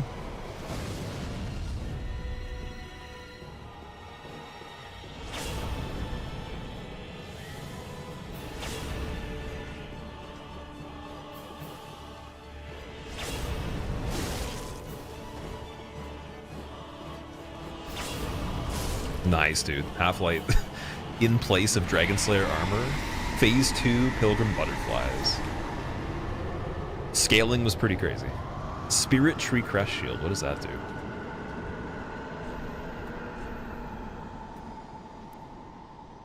Just a parry? Okay, looks pretty cool. Got the tree life on it. Okay, let's sit down at the bonfire there before we update. Well, yeah, barracks was kind of scary. Including that. That was a lot. Oh my god, 1,211 bosses killed. I guess we did it. Can you simple infuse this shield? I haven't actually checked for infusions for the shield yet. I'm not that knowledgeable when it comes to the infusions for a lot of stuff other than just like, again, hollow gem, sharp gem, heavy gem, and I know the elemental ones are rarely ever worth it. Like the fire one. Ah, how? All right, we got, oh yeah, we had Fort Soul we picked up too. Let's see if we can transpose that as well. Like how the rando gave him the right glove still. That's the only piece he got to keep with him, but he got grave tendered with the pants though. Aha, thou returned, and so, happened upon any twisted souls? Ooh. Oh, no way, man. For 0. 0 transposition, Ring of Evil Eye +3. Incredible. Okay. Treat the fire. So it was worth going there now, because that's going to make this upgraded quite a lot, and also make a lot of stuff easier. I'll take that. Well, speak then. Very well. Then touch taken up. I'm trying to think of what we're doing here. So we got Onyx already upgraded. I don't think I have enough Twinkling to go for the next one on it. So we'll do Vitality again. Farewell, Ashen One. Then I feel like I got some tomes too, didn't I? Just want to make sure that I haven't missed one of them. Okay, that one we already checked with him, so we still need Carla for that one, which would be, I believe, what Jailer Keyring goes to when we get to Irithyll Dungeon. Oh, sorry, Parting Flame as well for Profuse Sweat. I think that's a thing. What the Pyromancy Flame of Livid Pyromancer Dunnel that attracts the Echoes of Death. Release store of Death Echoes to gain a modest dose of Estus. Okay. Wait, does that just like replenish on like every time you resurrect or something? If that backstab happened in PvP, you'd be like, man, that's BS. I actually have a video of a Friede one that's even more laggy than that one, where she literally teleports like 5 feet. It's pretty crazy. That one on Halflight for me was one of the best ones I've gotten before, but they get even worse. So, and that's even without having any network connection or anything like that. You basically have to get the spot where it predicts his back would have been when you arrive before it's there, and then he moves right after. And then those three things all together just result in that. Okay, so Parting Flame with the regular Titanite. Do we go for that? I guess we should just get it ready, right? Do not be gone.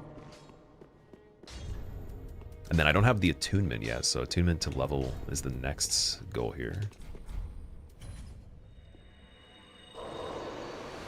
Well, then take no.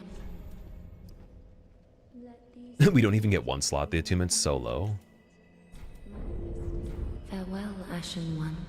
Parting Flame counts kills and lets you restore Estus mid-level more consistently. Okay, so I'm going to put that on anyways, then. Doesn't weigh anything. Maybe I should put a main hand. Less shuffling then, right?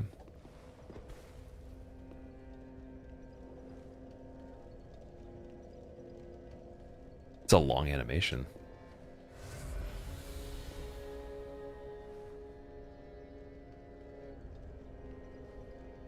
Does anybody know how much you have to kill for that to work, though? It doesn't say on the ability.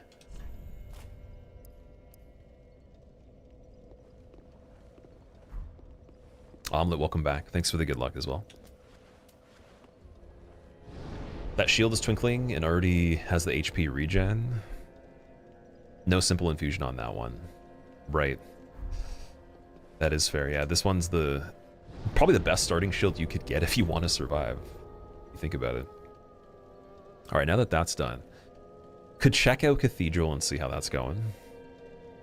I might as well. So we need Sage, Crystal Sage Bonfire. Oh.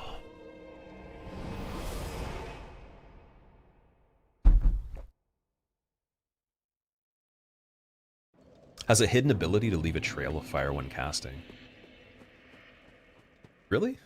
Okay, that's interesting. How many different Pyromancy Flames are there in this one?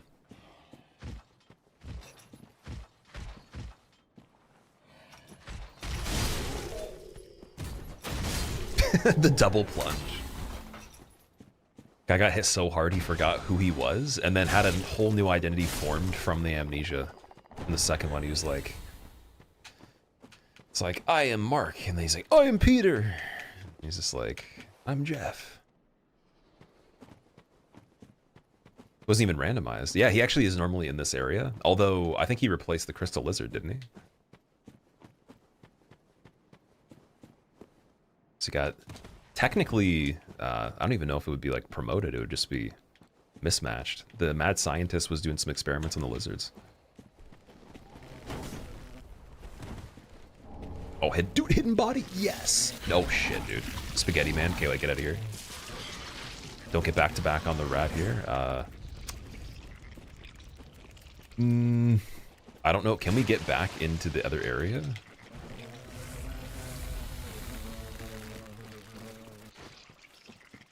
Yeah, okay, we can, we're good. For anyone that doesn't know, by the way, this effect, I just call it Spaghetti Man because the first time you see the effect when you play the typical progression wouldn't be the DLC. With the bugs, it would just be the actual spaghetti guys in the cathedral. And it is easily the worst thing in the game. Like when it comes to curse versus that versus poison, that particular type of bleed sucks. It's probably even worse than getting actual curse without purging stones in DS1. Alright, so yeah, that's incredible that we got Hidden Body already too. So when we have the one attunement slot, it's kind of a toss-up of, do I just use this for the Parting Flame effect? And then we use the one casting as hidden just to, you know, stealth, because we meet requirements already. I think we're fairly close. Let me double check that. Yeah, 15, not bad. It's a curved sword, a pure fire that casts pyromancies. Has 110 crit. And wait, sorry, this was which item? Pyromancy has hit detection like normal, and your hand gets hit detection with similar damage numbers. So if you cast Fireball in melee range and hit with both the spell and your hand, it almost doubles your damage. What? Oh, it's a weapon pyromancy. There's a weapon. Let strength Tool. be granted so the Casting tool, world okay. might be mended. So the world might be mended. Squeal high. Oh, okay. Fancy. Playing Sekiro.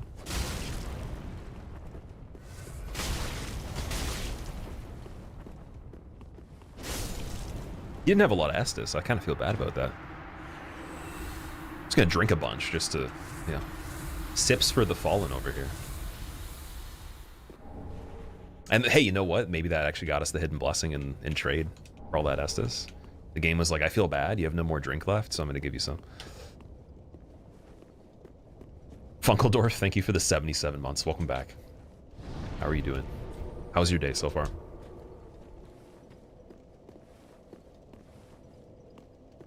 Same effect that lightning, spear, and its cousins have. So it doubles your damage if you cast it in melee range. That's a pretty cool effect. I like that. Oh, great axe on the bandit this time. He got the axe promotion.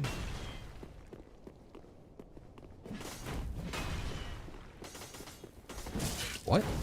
Dude, what is that? Get out of here.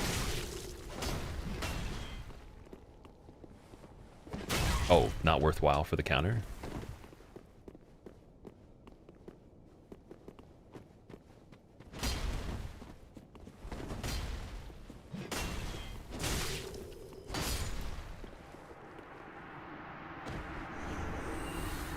Finally another Ember.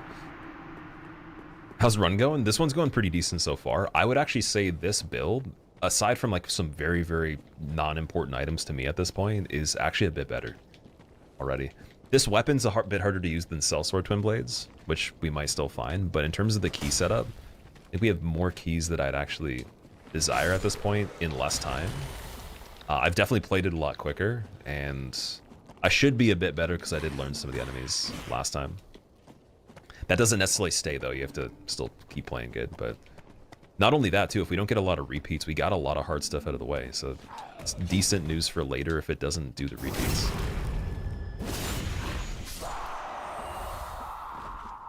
So yeah, not a bad attempt.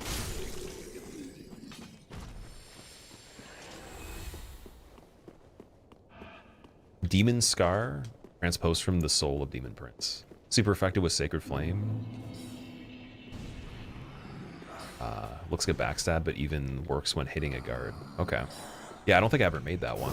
Since, again, I did a lot of the content, pretty much every single thing in the game, all the DLCs level 1.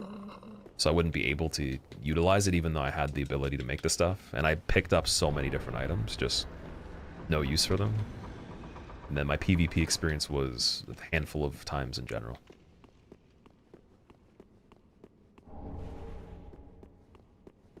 One thing I also didn't use last time, we didn't do the white branches when we could have. Spell fire for Ariandel. And the Sorry, Gael. Technically, I already beat you, so you're time traveling at this point. Exposed. Michael, what's up?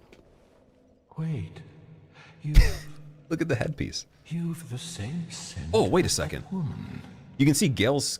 Oh no, that's a You mask, must isn't it? be an action one. I thought you could see his character model for a second. You must be. Oh, you don't know how long I've searched. Up, beepo, beepo. All right, DLC open for later. DLC 1 was tricky in terms of how strong the enemies were. That is where the PB died, technically, so saving that for later isn't a bad idea. It was actually not even a situation from damage, really. It was just curse buildup, and then boom, dead. So now we know if we're in that section where it's the upper rafters of the building beside Wilhelm, do not take the curse lightly. Just imagine you're gonna die. It's got a crazy vertical range on it from the dude's passive effect. And other than that, there's not a lot of other places where you could walk directly under an enemy that long. It would be divided by a cliffside or some sort of series of things that probably wouldn't let that happen. But again, it's something to know. So if I start getting curse built up out of nowhere, might be that.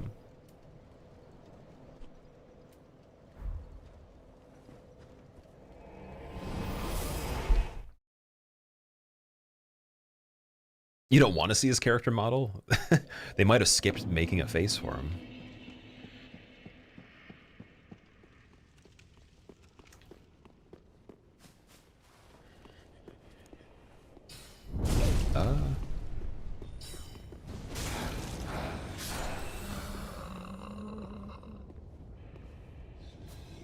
Could we grab the item here with no aggro, maybe? I guess not. Okay, so Lothric Knight goes first.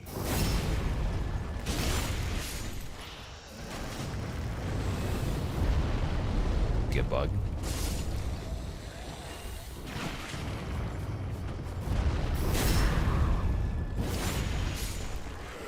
Cornyx's garb, I think that's pretty good. Actually looks really nice. I like Cornyx's garb. Oh, that's cheating. Let's see how strong this Millwood is. Much more killable. Way easier than Barracks.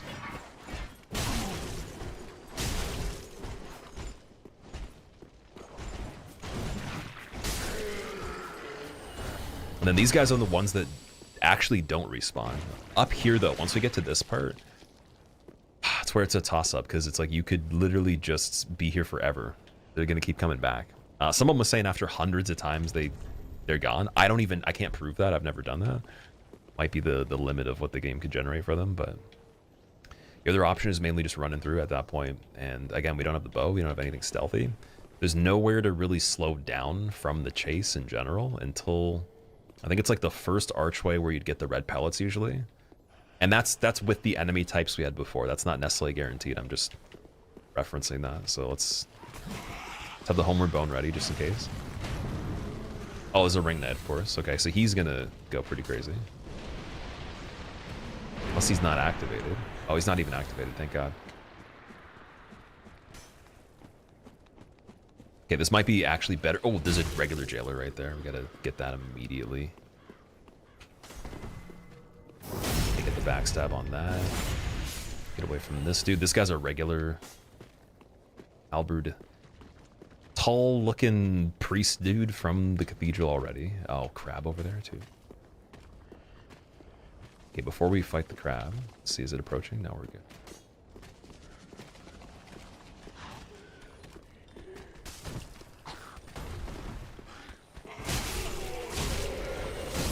Oh, invisible guy just jumped into the wrong situation.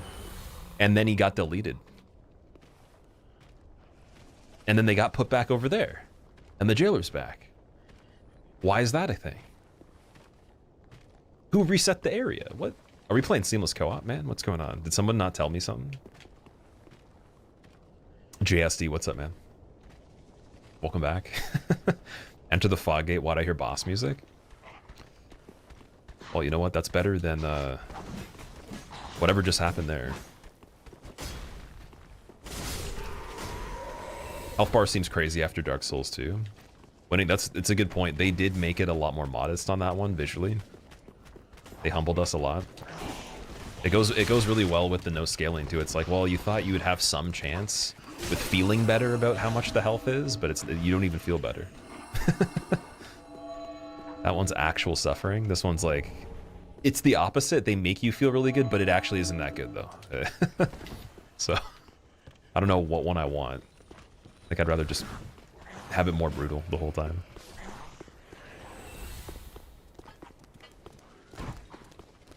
Okay, this dude with the lightning might be dangerous. He's still alive.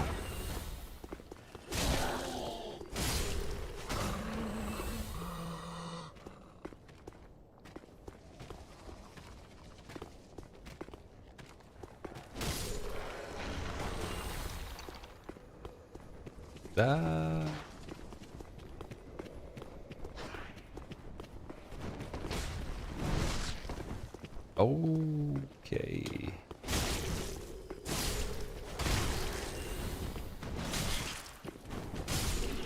That was not a good combination with the ambush there. So that cross section got the grue. Okay.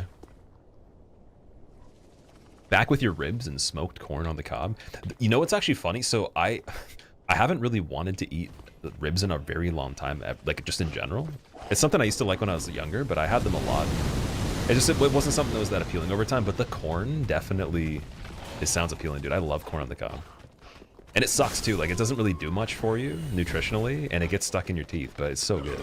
Especially if it's like flame grilled or something. Oh my god. So I'm kind of jealous about the corn on the cob there.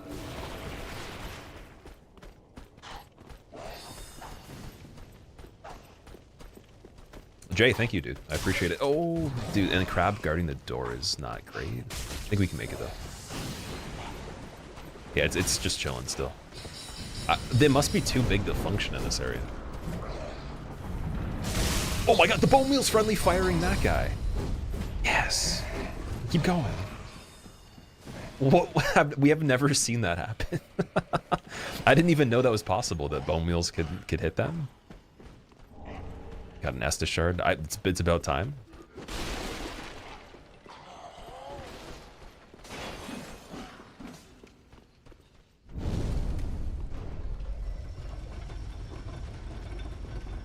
Do you know what you need to trigger the final boss in DS2 Rando? You've heard conflicting triggers. For Aldea, you have to talk to him at the location. So Primal Bonfire, Aldea's, or not Aldea's Keep, Dragon Shrine and Crypt specifically. And then select either option, I'm pretty sure. Kill Vendrick, and then do Nishandra and Throne Watchers.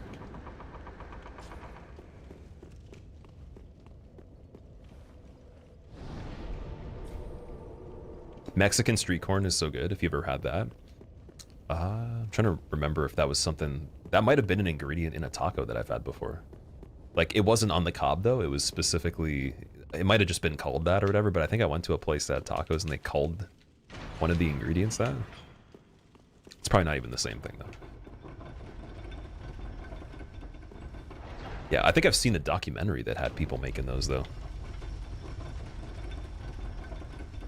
Anything that is sold on a street has to kind of be good if you think about it, because like they're not getting the same business as an establishment that's known, that's been around forever, all the time. Especially in like the early days too. You gotta have really good food at that point. Right, so Outrider Knight down there sucks. That would be amazing to even make it through the swamp while he's chasing me, let alone killing him. But he wouldn't have too much health, that's the good news, so... That's one thing. If he doesn't get triggered from going down there in the midpoint, it's good news. Because we wouldn't actually just drop down here anyways. Like, losing that much health and then him comboing me would be bad. I got a second Estus shard where the Lloyd Sword Ring is.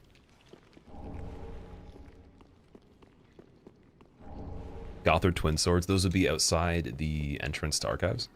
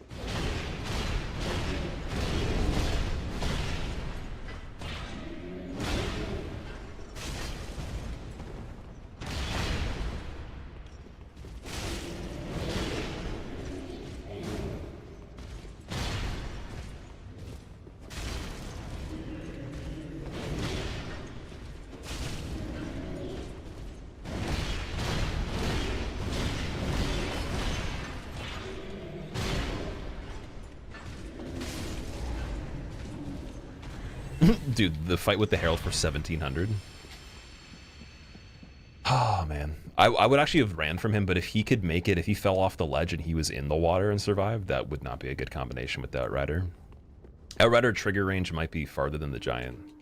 Because, well, actually, even the Giant definitely activates from far away as well. So we would want to chance that.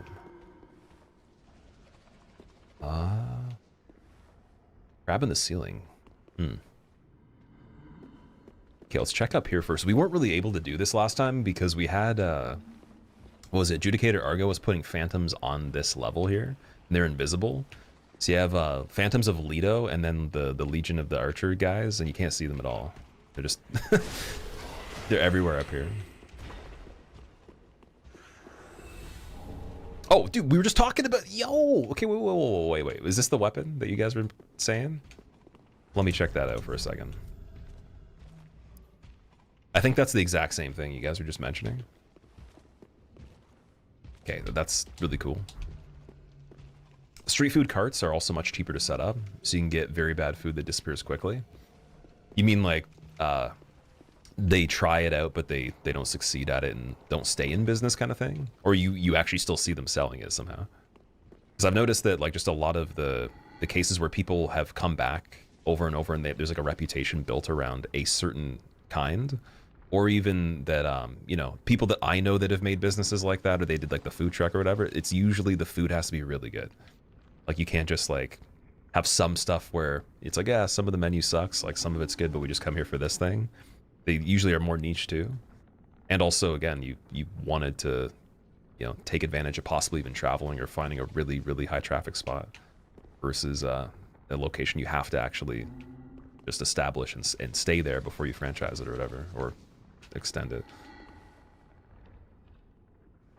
Curved sword that can cast pyros. Yeah, that's so cool. So basically, this is like a second pyromancy flame here. That looks really good. Wow. It's got the same spinning moveset. Oh, with a flip too. Okay, we don't have the requirements for that. We might actually have it fairly soon though. Oh, I don't want this crap to drop through because I want to check and see what replaces the spider guy over here. Since I'm sure he could drop something pretty good too. And then there's, what's the other thing there? It's a thrall. Okay, I'm gonna go for it assuming that the crab's on the other floor. I think he's clipping through for some reason, but he might be above this part.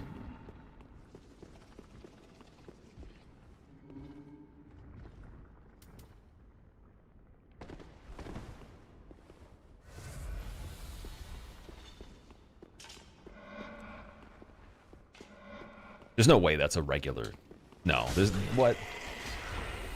That was not the fight of this room. Oh, there we go. Another Outrider Knight. Oh boy. Okay. He's already got some health missing from fall damage? Is that right?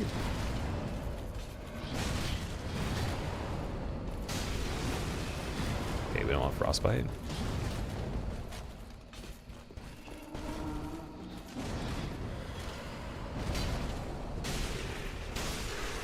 Nice. And then Murky Guy trying to creep right here. Sacred Chime of Filianor. I heard the sound effect of that, but I wasn't sure if it was something on the wall here. You just got that sword playing through Ring City for the first time right now. Kuro, nice, man. Have you played the other DLC as well? You said street food's really good, but it's also easier for bad cooks to afford than a restaurant, so you get bad food because it's lower investment. What I was saying is for it to like work, to make it count, it's harder because you only have one small location, like so many square feet you can set up. And so like, even for reputation's sake, a lot of people wouldn't want to go for a dining experience at a food cart. So like your actual impression, like the way you make the impression has to hit hard with the food specifically. Whereas like atmosphere for certain restaurants, like word of mouth, social media, whatever, you could scale certain things or even make like a targeted approach to something. And maybe half of the stuff's not that good, but people still go there for something, right? For the experience or whatever. You could even, again, like you could have an experience venue as well, but there's less versatility is what I meant. But also on top of that too, there's so many restaurants I've been to where the food's not actually good, but people that were like in the area know about it and they grew up because their family ate it and whatever, and they just generationally people keep going to it, but it's actually not getting better and it's not that good. And it's tolerable because of the local support of it, and it's not franchised. Whereas like food cart wise, I personally have not seen that as much. I've just experienced pretty good ones. And for the people that I know that made those kind of businesses, or again, the trucks and they traveled or whatever, one of the things they worked on time and time again was just making sure the food was like so competitive compared to, I feel like what you'd have to have with the size of a menu on some big restaurants or whatever, where again, a lot of other people might be doing the exact same thing. Like a family restaurant or whatever, it's like just the standard stuff. That's kind of what I meant. More so just the competitive part of it. Maybe not that there's not... There's definitely going to be bad ones, of course. Well, Silver Knight with the flick of the wrist. Nice. Okay, I feel like this Cathedral is definitely overall a little better than the other one. Every time you got food from a food cart, it was insanely good, Spencer. Yeah, it's not to say there couldn't be bad ones, just it's something that you have to hit the mark with, because you have less options in general of what you can really play to as a strength. And also in terms of like operation as well. Like there's a lot of people that are doing it by themselves, or just maybe 2 people or something like that. It's lower staff. That means the roles that you take on for certain things, even though against smaller stuff, it's involved, and the people have to be more passionate than a place where it's like you just hire someone to get a job, not so much because you actually believe in the brand or anything, or you made it yourself. So, and there's restaurants that fall in that category too, but just not as often. It's not as necessary, in my opinion. And we're talking purely from the places that are actually around that you could go to right now that didn't shut down yet.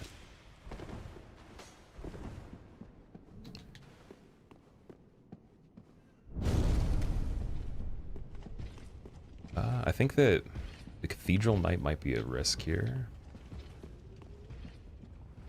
Because he's basically the thrall, and he's actually doing the patrol of the thrall itself. This demon's not a big deal. It's just, yeah, that other dude.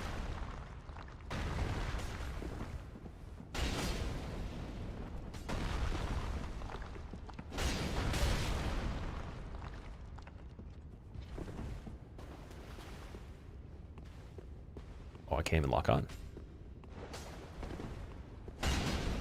Imagine being able to lock. Ouch.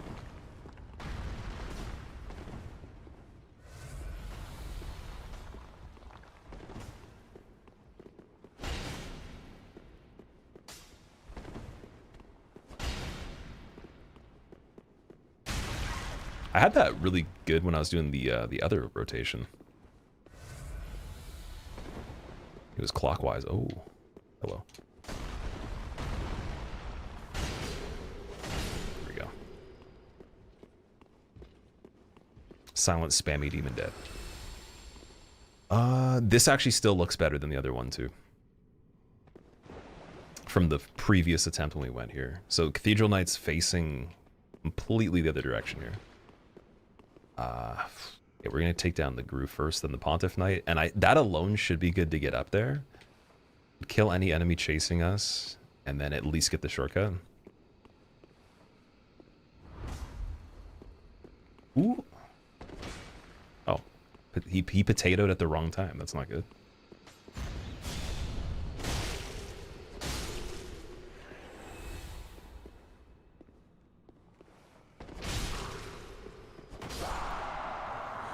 $61 for that? Oh no, this is a bug too. Don't grab me.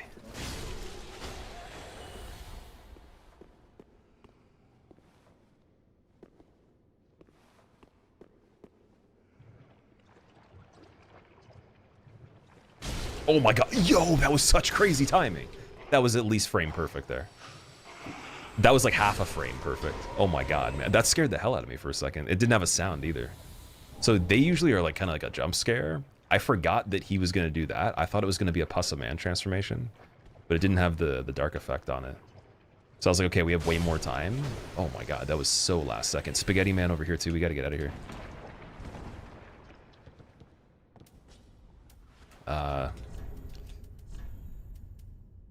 Black Firebomb maybe. Here we go. Partisan. You beat Friede 2 days ago, Katana? Nice, man. Nice. Do you enjoy the second DLC more?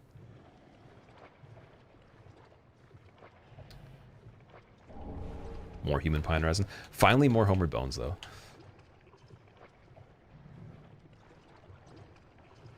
Investing in a restaurant means you've got a lot of money, not that you're a good cook necessarily, by the way.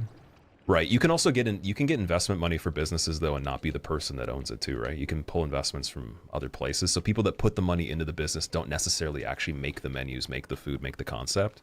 Though it would probably be highly advised that it's like a foolproof plan for the location and like the way that they're structuring everything and the niche they're targeting if they were going to invest. But you do get cases of people throwing money into stuff that they could afford to lose it, but they want it to succeed. And then there's not good structure on the other end of how they build things, right? So it doesn't always have to be someone's out-of-pocket money for their business. They could just get funding elsewhere. Same thing for games. For almost anything, you can get funding for stuff, and then it doesn't matter. It wouldn't work that well, anyways, right? So I think that happens for a lot of it too. Just you gotta hope you're not pulling a Cyberpunk where it's like, okay, well, there's people that want you to remake the game now. Item below the stairs you missed. I missed a lot of items in almost every area. So the plan of how I was playing through this was if there's something kind of along the way that we can grab, we'll do it. But I'm gonna waste less time trying to actually survive and go to a crazy extent grabbing everything right now since we have so many keys already. And then we're gonna go back and try to clean things up once we have a lot better survivability for every single area. Just from some of the situations you guys have already seen, I'm sure it's pretty obvious it's not super easy to hang in there. And by the time you make it to a boss, I've noticed too, you're not going to have a lot of health left to fight whatever randomly would be in there. That could be kind of a problem. So let's say we got a bad fight here and I had like 1 Estus left or none because I just did everything. I can't really rely on the items. Then I got to get the shortcut. Shortcut doesn't bring me back to the bonfire on this one. It actually brings me to the area that's the worst out of the whole thing again. And bypassing that requires even more effort. But then you'd possibly die doing that whole circuit too. So you came back later with maybe like 12 of them or whatever. Or even just way more damage. And you still know what the layout is. It'd be a bit easier. So at least having that shortcut, I think it helps.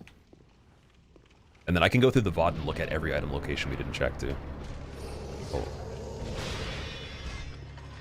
Yeah, doing it like super slow the entire time from each area you get into, that would be a whole different challenge. I think like you could call that a different category. It's like pick up what you see or something like that, loot what you see, or loot everything, like region lock maybe, item region lock. Not even for like the build, but just like you have to actually grab everything and look up all the locations, everything before you move on.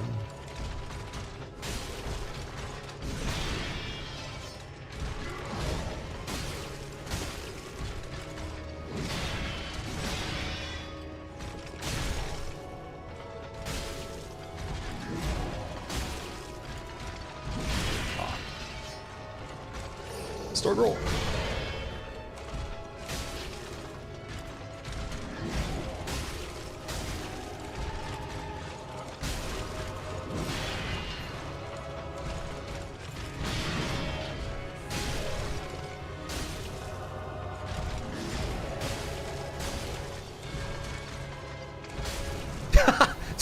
Lorian just he completely pulled the plug, dude. He completely pulled the plug on the fight. His Wi-Fi just disconnected completely. Okay, so we got Dancer Swords. I really like them, but again, triple split damage between the elements is bad. Because nothing really takes that kind of damage that well. It's not enough physical either. First Ladder in Fallen Giants has the highest potential for a run killer in any random. Same thing with Skeleton Lords. Oh yeah, for DS2 for sure. Also, what else was bad? Chariot was actually surprisingly easy, but Covetous Demon was harder than I thought it would be. And we got the Black Bow of Ferris again. Dex is not quite there though. It's only 18 in this one. So I think it was in Dark Souls 2 is 20 something for the requirement, but then this matches DS1. Same requirement for Ferris Bow. The item below the stairs where you came from in the swamp thing, it's a free item. Yeah, right. The one I walked up, you're right on that. Okay, let's see if we can go and grab that really quick then. It's safe. Do I guess I don't even need that fire in general. But we'll see if we can escape safely, and then yeah, I totally know which one you're talking about.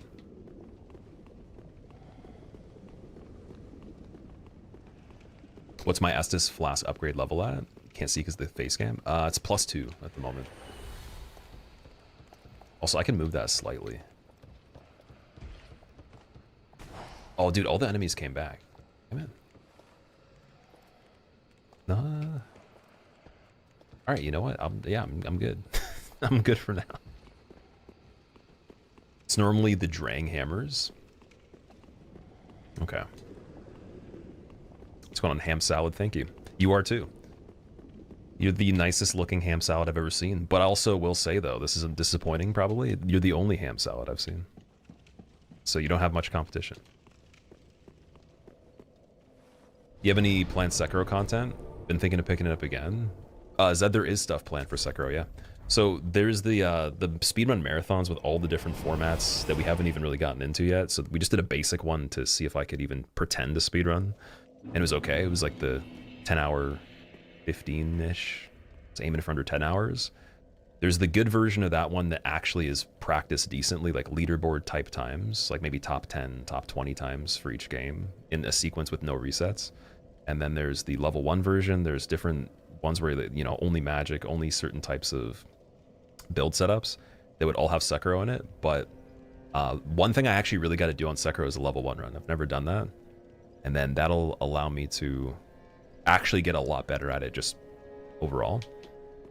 Then there's the all NG memories, 0 damage. Ah, well met, Ashen. Which I thought was going to be a long run. It's not actually that many hours. It's pretty short. I think it's under 3 hours. But it would require a decent amount of practice on stuff that's like just not played typically. I've only killed Demon of Hatred once, for example.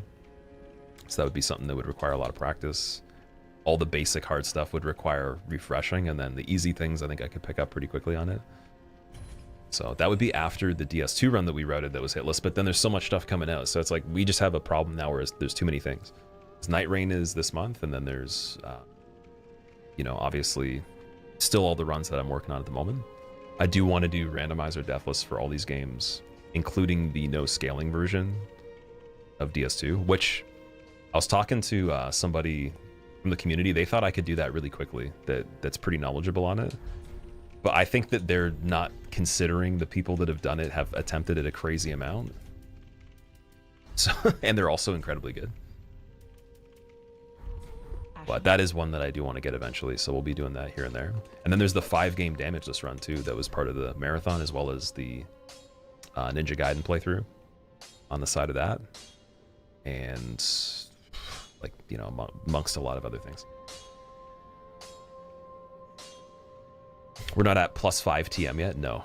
Speaking of which though, let me fix it and move it slightly and see if it might help. I don't know if I could do this without it kind of being jarring at this point. That's moving it quite a bit, but here, let's see if we can even make it so that sometimes you can't see it, sometimes you can, so it's not too far. Because it's randomly just gonna like flash to another scene, and I'm literally going to be in the wrong spot here if this is the run. Like if this is the full sequence of it and I post it or whatever, it's not a big deal, but it might be a little bit weird. All right, I think we're good. It's kind of like I just moved over. All right. Welcome home, I shall speak thine heart's desire. Thank you for pushing me with your kneecaps. Very well. They're so strong. Take nourishment from these sovereignless souls. Oh yeah, we're doing attunement. So at 10, you get 1 slot. Farewell, Ashenwood.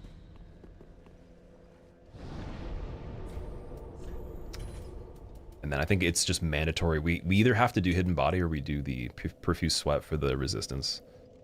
Just not sure how long that one lasts. This one we could cast and I think get a lot more out of it, so yeah, definitely gonna go with the Hidden Body first.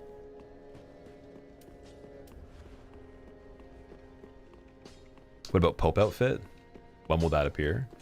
We have to go back to Deacons to get that to appear, I believe. Like once we hit the bonfire, it pops up, but unless I didn't grab it, that should be there.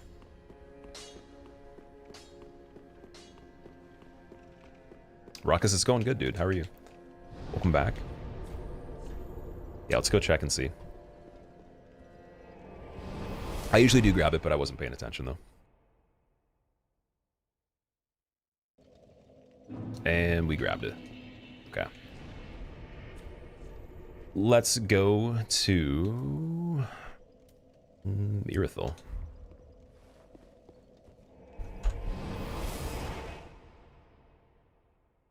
And we're 12 for 25.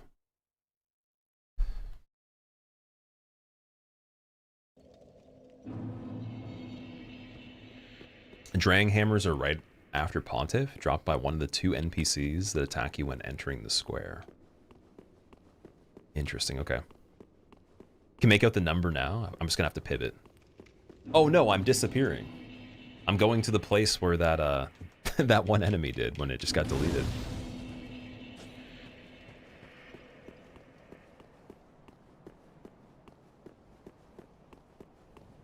Okay, so whatever's here, I think it's just gonna appear randomly. Okay, it's a dog. That's fine.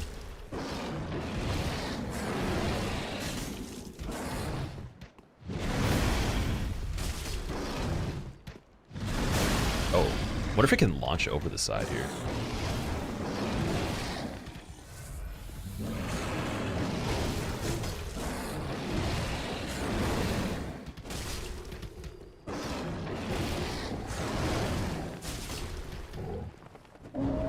I didn't want to kick it, I'm sorry. That was kind of disrespect right there.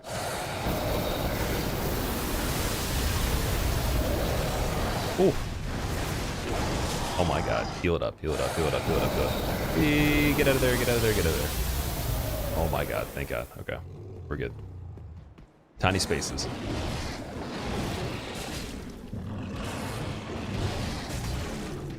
Oh, stagger? Oh, it has Pontiff Beast's animation. Oh no, that wasn't even the, oh, dude, I keep forgetting. In the regular area, you can't kill it. Never mind. I was thinking because it went phase 2, it was the Grave Tender one, but I keep getting confused with the fact they both do that. I was like, what? Yeah, it's the DLC One Wolf when you go to the Millwood area, I believe. It just kind of runs around and chases you.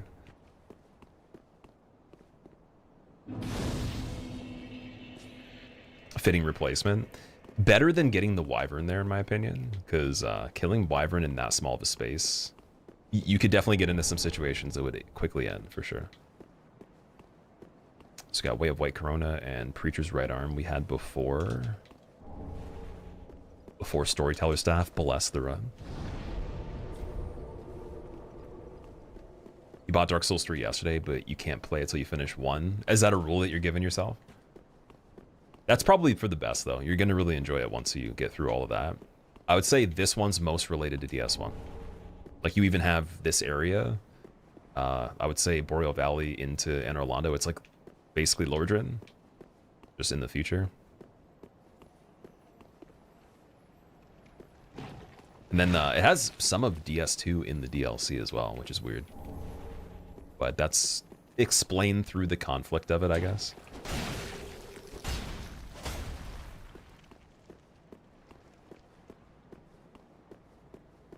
There are 22 NPCs, 2 NPCs. The next thing it's going to be there's 0.2% NPCs with compounding interest NPCs.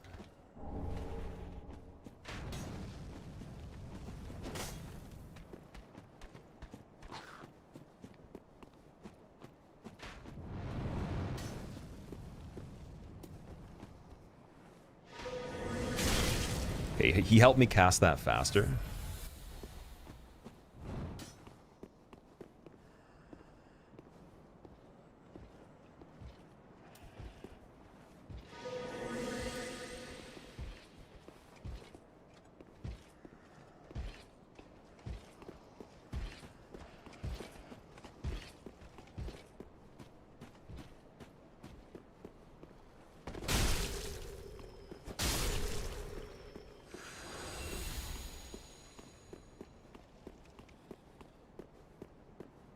I think we're gonna go where the evangelist normally would be. Oh, Mimic. Okay, Eden.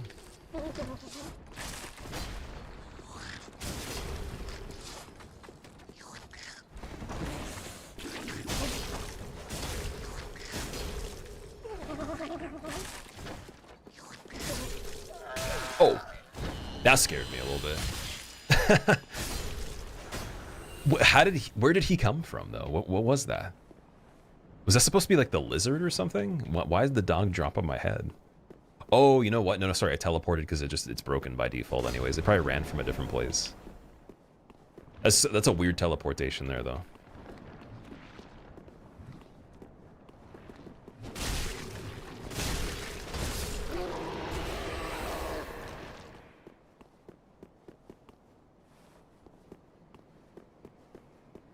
It's been so long since you played them through. Wait, have you... So you've played DS3 previously, is what you're saying? And then you got... Like, did you get it on a different console or on PC or something like that? Was there a different reason that you're playing it twice? And you acquired it again? Or just generally the series, you mean? It's been a while. Okay, this brings us back here. Yeah, we're gonna...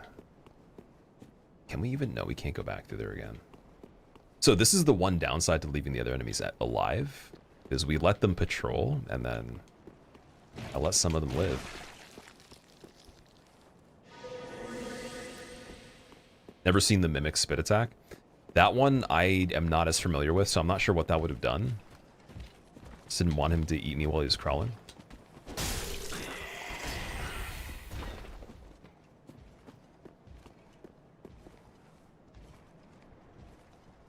The tariff NPCs. There'll be every kind of NPC you can think of. Buy one, get one free NPCs. My favorite area in all of Souls is Drag Heap, where you can see the areas from the 3 games mushed into a pile, implying the clash of dimensions. Was it confirmed that the areas were interdimensional? I thought it was mainly time, like the actual time frame was like apocalyptic or something, and then just because there was so much, what's it called? Like disaster that had happened, areas from very far away converged together. Like the land itself just kind of got swallowed, and so it just pulled it in. Not so much that they were in like a different dimension. If that's the case, I didn't know that. That's cool.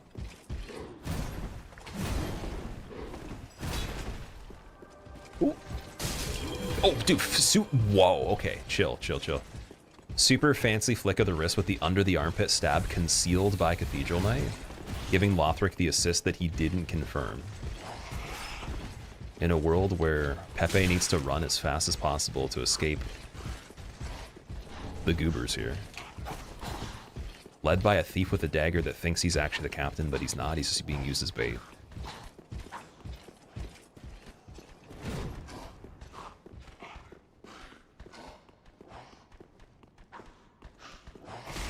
Oh, he actually has some damage, okay.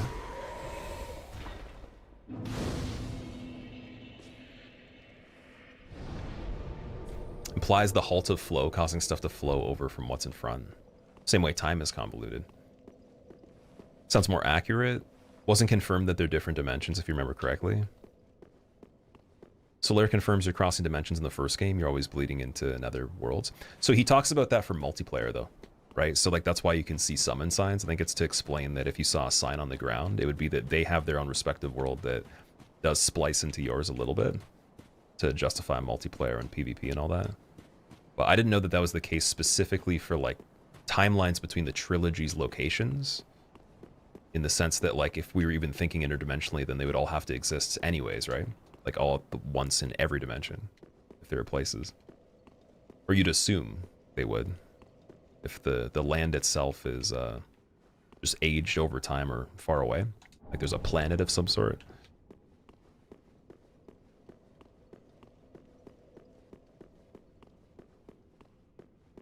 Dragon, I'm doing good, man. How are you? Oh, sneaky behind the tree. See, this is where we need the Elden Ring crouch here.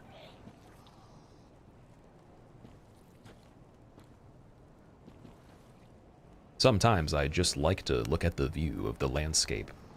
Will the clouds pass by at high wind speeds, and the astral projections of all of the cosmos lay dormant in the sky above such clouds?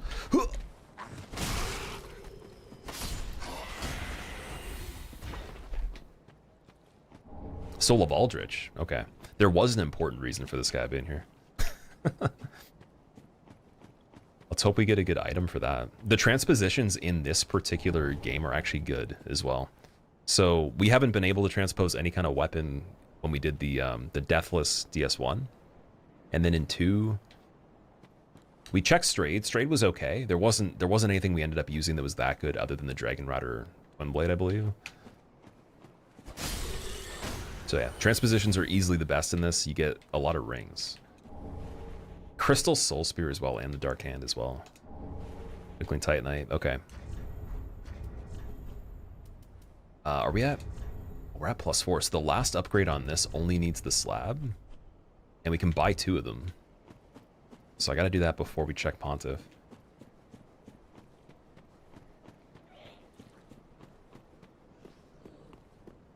Not just multiplayer, the phantoms you see are also bleeding across. The phantoms you see. So like when you connect to online, like other people playing.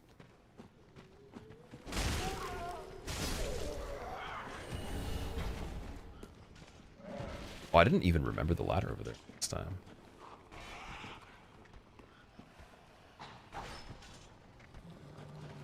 Is he fighting the other enemies? Dude looks like he's trying to poke the guy on the floor, but he's got like the the height advantage here. Or maybe even disadvantage, we could say. He might be trying to attack me.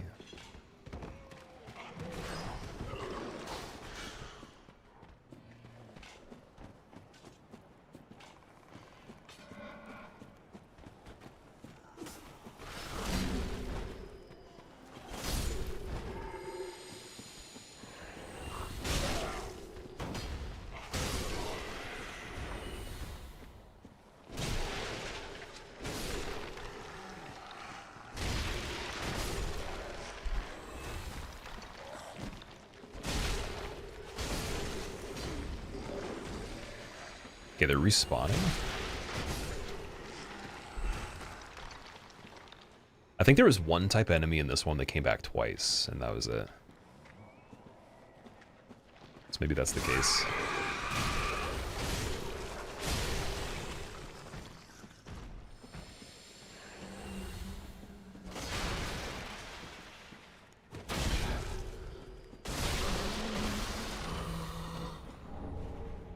Got Ornstein's Spear, which wasn't great in DS1.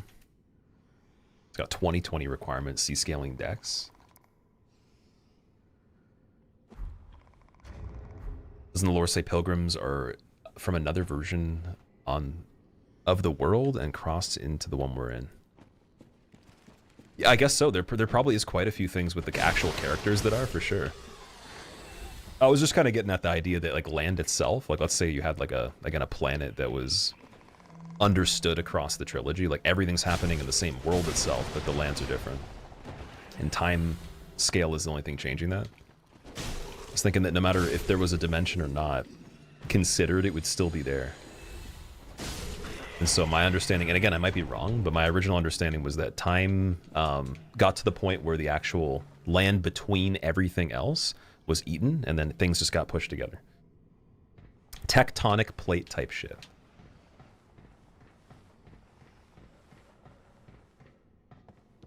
Oh, we got the rafters here. I thought it was literally just a ladder up to this on a platform. Oh, tree guy on this sled. Damn it. Oh, dude, the fall damage. Oh my god, the thrall ambush, too.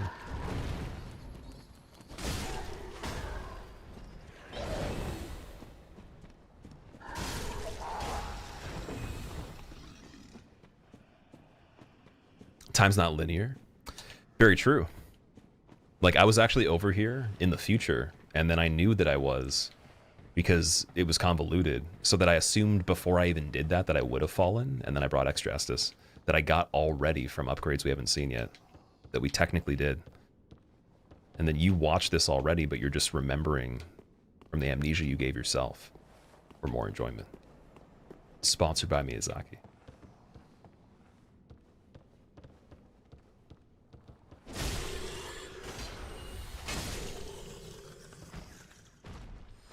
Yeah, that's just crazy fall damage there. Although, wait, let's try this out and see. So if I heal once right now.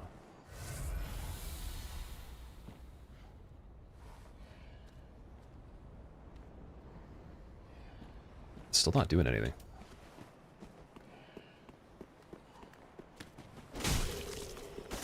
I'm gonna have to like read up on how that works, unless someone knows exactly the requirement of enemies killed, or you have to have it out on the character or use it for the kills. So anticlimactic. Like you said, this was planned years ago. Bro, what? Exactly. That's what you. That's exactly what you wanted to say at that moment. So we set it up perfectly. If we didn't achieve that, if you were like, I know, then I think everything would fall apart. The fabric of stuff would start glitching a bit. But I'm allowed to confirm it. You told me the contingency is that, like, if I don't confirm it, then you know something's wrong, and it'll still trigger that exact same result. So I have to reconfirm that things are on course. We gotta grab this item and leave. While being chased by the warden and possibly bleed, so.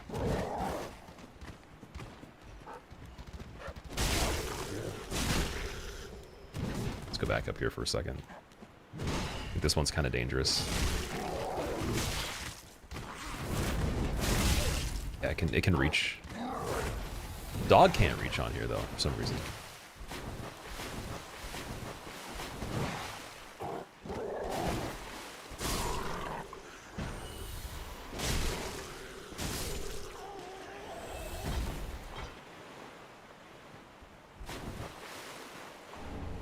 More twinkling, cool. Gone Aaron Jagger mode.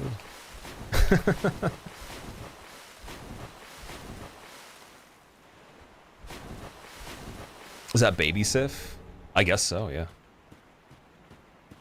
You're impacted by future events in real life. Sometimes you feel away for no reason, then something happens that makes you feel that way, like being happy and winning a small lottery win sort of thing.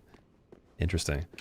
That, I mean, that could go along with the experiment. So there's a thing where they just showed people images of stuff, and the brain scan activity shows that you actually had the emotional state before it happened in real time, right? So there is, if you think about it, intuition, right? So it would have to be precognitive, or like kind of before, or sorry, it would almost be preordained in a way, because if you scan it and everything we conceptualize is late in terms of what's actually happening, like biologically.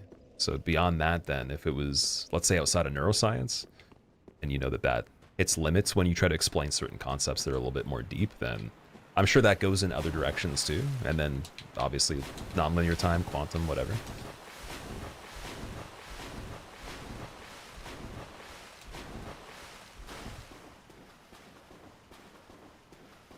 So this part we did get the items from previously. We got Herald Boy. The guy's spinning. Okay, the plan was before make it to the soup, because Spaghetti Man was in this part. So we're gonna make it to the soup again, and then we'll go through the stuff down here.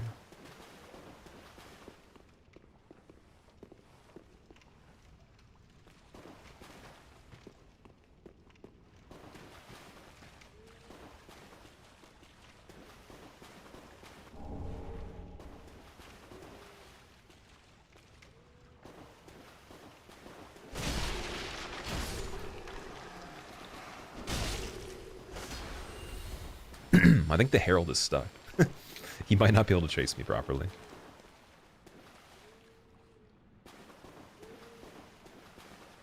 Yeah, that other one might though. Respawning skeleton too. Okay, we gotta be quick here. I think that's the same Millwood Knight that was making the ground just completely chaotic in barracks, like everywhere. He's also kind of stuck in the ceiling too. You get future snippets as a kid. Doesn't happen anymore? Really? Like, when would this happen? Would it be just during like waking day? You would just randomly have like a thought, and it would just be like a vivid memory or something? Experiments that have particles react before we interact with them. They're impacted by a later event before it happens. Are you talking about quantum entanglement specifically, or something like that? Or like double slit experiment type stuff?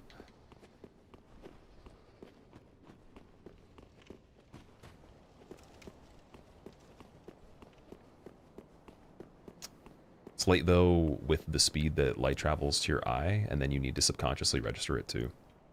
There's that, yeah, exactly. There's a lot of faculties where it's like, but also what constitutes that too? Like, how sophisticated is the center neurologically, and what are the limitations of measuring it in purely just neurological value that would equate to the effect specifically?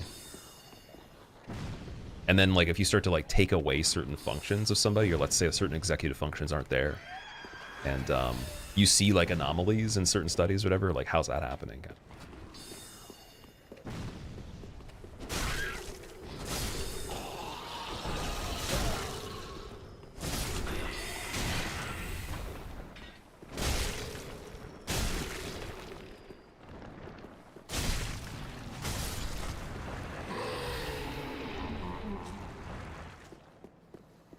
Double slit still blows your mind. It is really cool. Like on just a basic level, I'm sure that's not that deep when it comes to quantum anything, but it's definitely cool though. It's one of the basic principles, right?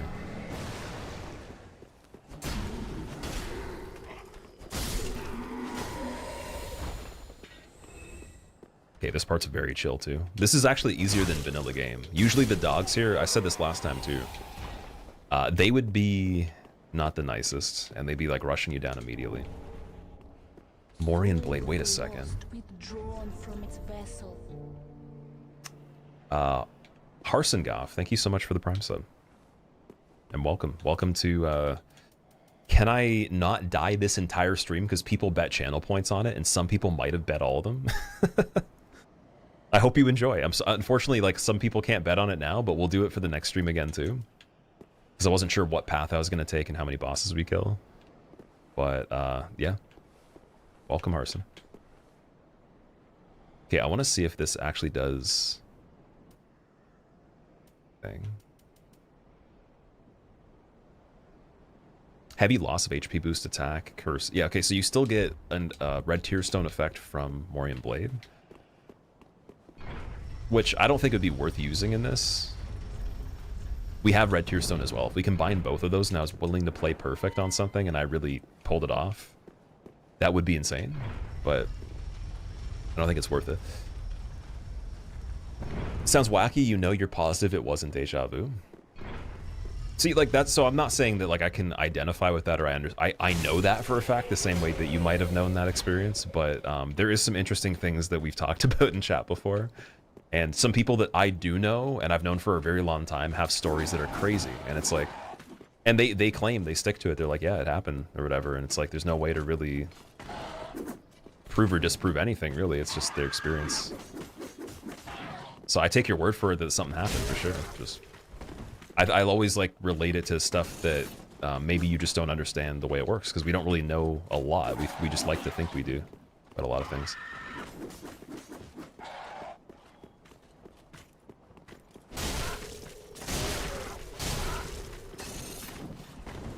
Okay, we gotta get this guy stuck for a second.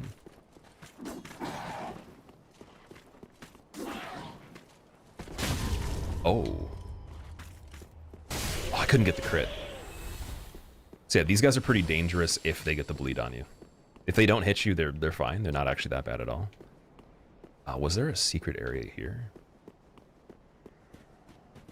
I think it was the upper part. See the future in a lot of your dreams. Stopped when you started smoking, but it still happens sometimes. Really? Wait a second. Lost the rest of that. Several instances that you won't get into in Flood Chat. You predicted the prince's death, though. It was wild. Really? Marshall, that's crazy. Wow. Yeah, I've heard of other people having those experiences too, but even some without even sleeping, specifically. But you have to also understand mind's eye then, because if we relate everything to like visuals from the eyeballs as an organ, it's difficult, because if you think of any time you're not using them and then you recall information, So like dreams, for example, like you wouldn't be able to use your eyes, even though you have rapid eye movement during it, whatever. You're not seeing the things with your eyes that are happening. And then you could attribute it to subconscious, but then if we don't really have a really robust way of explaining where that gets stored, or if the brain can even store that in general and prove it like inside out, then it's like, okay, so if we're recalling pieces of something, where's the recollection coming from particularly, and why in those ways, and why is there such a variance to like the significance of those things, like you're saying that your dreams were, like the vivid nature of it, all these different factors. So that's all like a territory that you could get into, not fully fleshed out yet. And then beyond that too, you know, people that don't have great sight, or like maybe they're not sighted at all, they definitely have experiences that in some cases they've claimed that are not totally different than if you wanted to visually describe something. Not just like even day to day, but just in other cases. A lot of different like random accounts of stuff.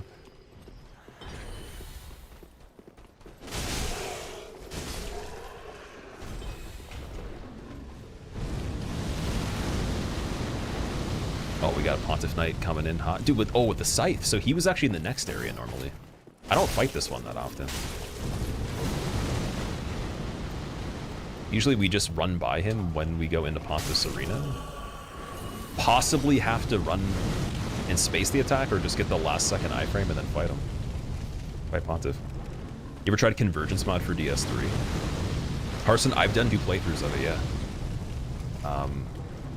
It's one of the mods where it sucks because like they made me a character in it, and my character was so easy to beat that I was like, okay, if you make me ever again as like an NPC in one of these, like I gotta be difficult to fight, just because like I want to get my you know, my ass kicked by myself. It'd be so fun. And then they did put me apparently in Elden Ring, but nobody's really told me yet how hard it is. Someone just said my character was decent, but I still have to play the new update for the Elden Ring one. And find the character they made. In this one, I remember if you played it with the recent enough update, V-Sweat specifically was like the guy in Irithyll. He was super hard. Easily the hardest NPC. Had some ridiculous magic. And I think he was wearing Smo's armor too. But yeah, Convergence was really fun. And on Elden Ring as well, I think it was even better. So we're going to be doing more of that. What I like to do is for some of the mods that have that much support for them, I'll usually keep up to date with the person that makes it. So Couch Jockey I've talked to for a while on Discord about like where they're at on it, and then just wait for a lot of updates to pass. So I'll play it pretty early, and then I'll play it really late on when they're almost going to stop developing stuff for it to see the difference, instead of just constantly going back to it.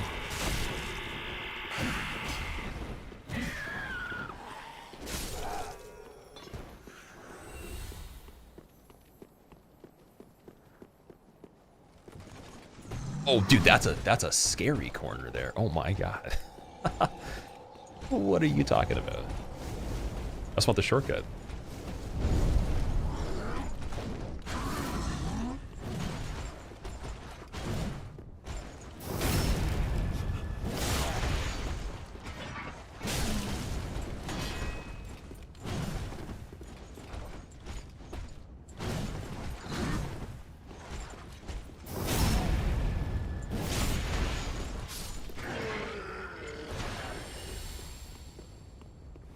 How can we know how time works if we don't know how memory works?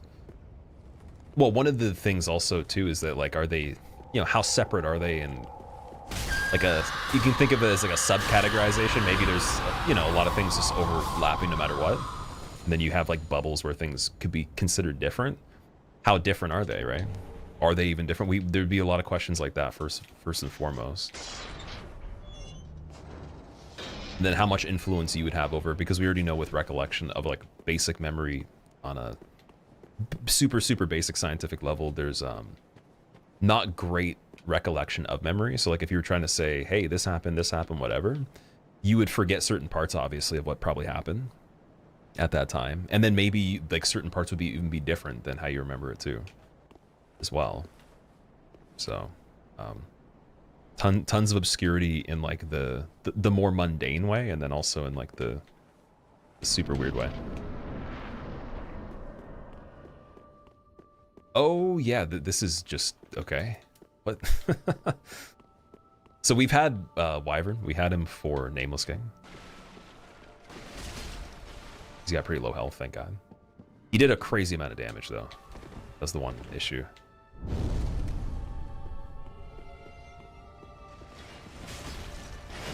Can actually reach him a little bit easier with this weapon. And hit his wing, too. So, dude, actually, one thing I just realized. If he does fire, we can't be in this part of the map. Have to leave. So we have to keep putting his head in a spot where we can run backwards. Even a bench without doing a roll, just assuming it's there, would be pretty bad if he doesn't break it.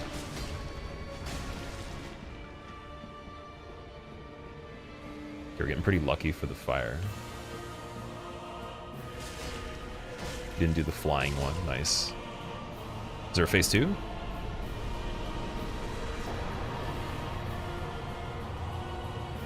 No. All right, easy Pontiff.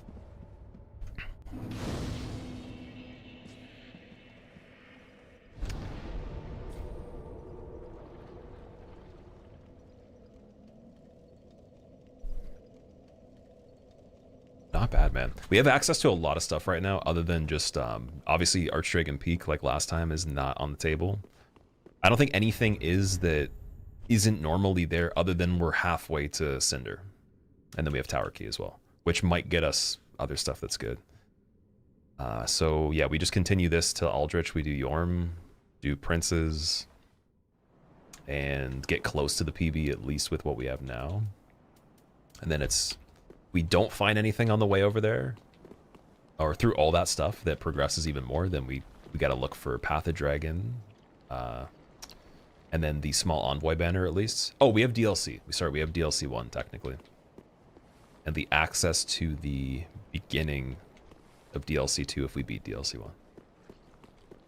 So yeah, I think we have enough to PB on this one right now with DLC.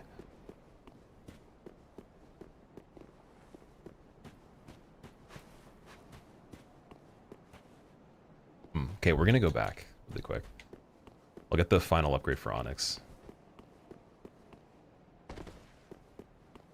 Didn't know there was a version for Elden Ring. Harson, definitely check it out. If you guys haven't played Convergence for either this or Elden Ring, in my opinion, it is the best mod next to Archthrones. Archthrones, the only reason I would say I rank it higher for this particular game.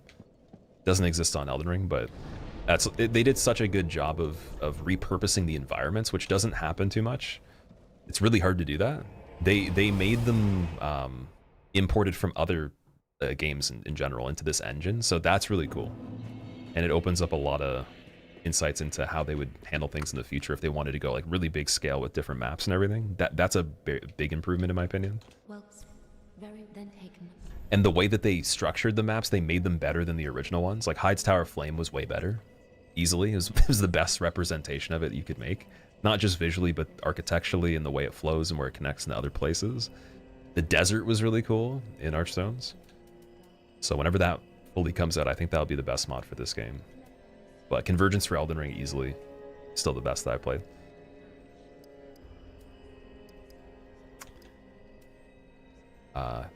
So what do we want here now? See, if we keep doing int, again, we eventually get Crystal Magic Weapon, but it's not helping us survive. So until there's another weapon, like Henri's would be the secondary one with Twinkling Titanite now that we boost a bit, and then we just go a little bit of luck and buff that. Maybe that'll do enough. I think it's still got to be Vitality to at least 20. Farewell, Ashen One. Gabby, this run's going really good for the time frame of it. Only 6 hours. It's not bad at all. How's your day been? 3 Dark Sigils? What do you need those for, though? Because it accumulates curse.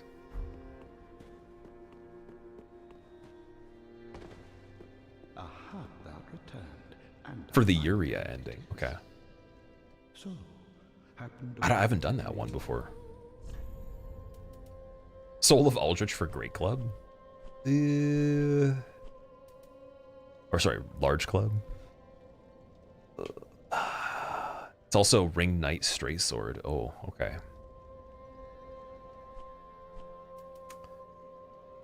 That one could be worth it. Need 15 dex, 17 strength. It doesn't have any of the requirements, and it's C-scaling strength, which is a little bit ahead of dex right now. I'll trade it for that.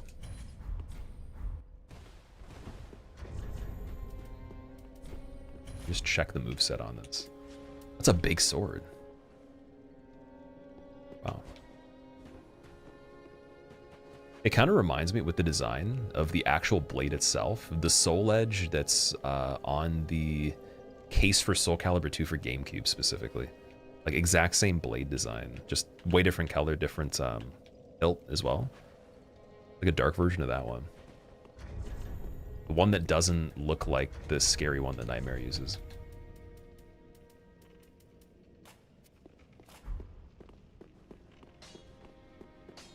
Such a good ending, in your opinion? You should go for it next time you do a casual playthrough. The in-game use for sigils is every time you die, your hollowing goes up. Equals the amount of sigils you have. Okay. So you have to die to be able to do that ending, essentially. Oh, we didn't buy this slab yet. Oh my god. Was that the dragon that you killed by the plunge attack? It is, yeah, yeah. So Wyvern, luckily on this one, he gets scaled to whatever you're fighting. Pontiff's health isn't that high, so that's fine. But we had him in Nameless's arena, and he did have quite a bit of health. Ashen one. Yeah, okay, we don't have enough for the slab now. I gotta sell the ember. Dude. Popping Aldrich's Soul would have been kind of good. Like, we could sell some other weapons. Is it worth it, though? We could sell Rose's Variandal. And Dark Hand I want to keep just in case. We'll do Ornstein's weapon, too. I don't care about that.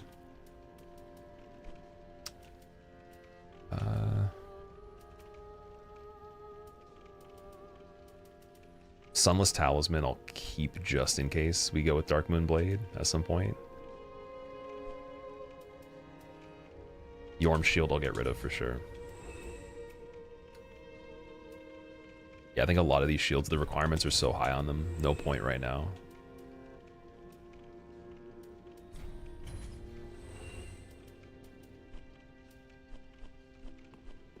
Ashen one. Be sure. Dream of a Night Rain mod? A Night Rain mod has an insane amount of extra content. Soul Calibur and Zelda. That'd be an interesting crossover. I'm wondering if Miyazaki would ever actually make a fighting game, or even, like, not like a real fighter, but something that's sort of in the realm of For Honor or Absolver even, where it's more accessible for people. It'd be interesting. I think he could do a really good rendition of the For Honor formula with some tweaks that would make it mechanically better. 100%. It would just be the support for the net and then how they do competitive and everything. Yeah, so we have the 10 Twinklings for Henri's sword right now. Oh, dude, still buy the slab. My brain's melting in Firelink right now. I'm trying to think of so many different possibilities here. It's like, should we still get, you know, another weapon upgraded? Dude, just get the slab, put it on. And then, dude, look, 2490. We need 9 souls.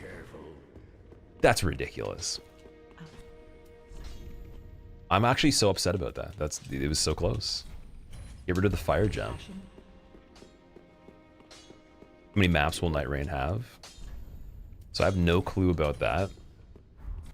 I'm assuming they're gonna probably make more over time, where that's part of like the update for it, is that they make a whole new map and then a very small amount of enemies get added every single season they do, or whatever it is. But I guess we'll see. The original one that they started with, it was fun, but I could see it getting pretty old for the layout. Like, they'd have to at least even take the same assets and rearrange them a lot more, because you just get way too good at it.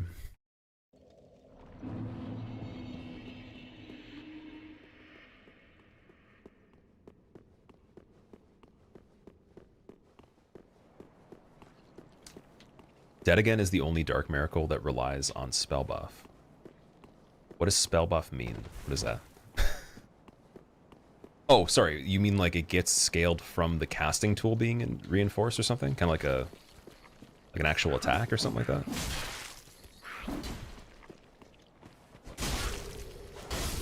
So like magic adjustment level tool.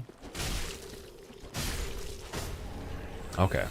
Hey, I kind of caught onto that one. That's cool. I'm not great with the magic on this in general. I haven't done a sorcery run ever. And then for the pyromancy and the what's it called, miracles, it was very basic. It was like the most minimal we could do.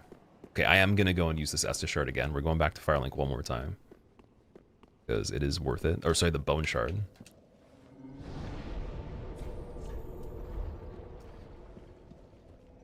They have so many great Elden Ring assets. Surely they can make tons of maps. Yeah, they could literally just repurpose every single major region and then remix certain things. No one would be upset about that. Like the player base that's even going to get into it's not even going to be the entirety of people that like the game just because it's the same, you know, series or whatever. It's not even going to cross over the same way as any sequel they've made. It's just a different thing. So I'm sure it'll even probably get people into it that haven't played the base game that much.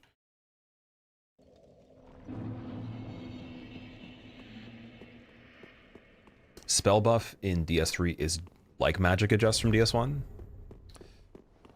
And does it say something like that? Where do you see this?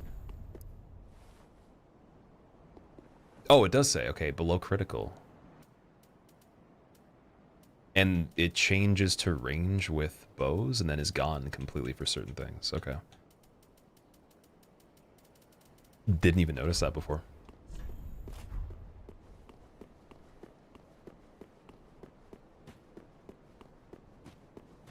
Okay, I see a Silver Knight. Still got the sniper down here. Although he's been demoted down to the bottom of the courtyard.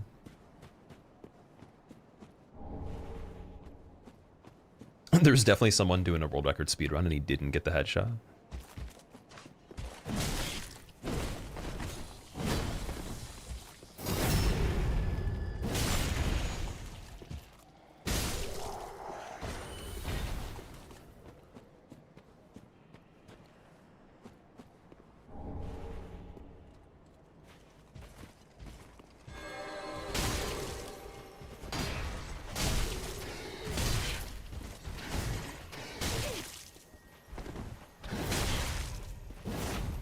Ooh, run. Oh, the NPCs are right there. I just realized that. Run.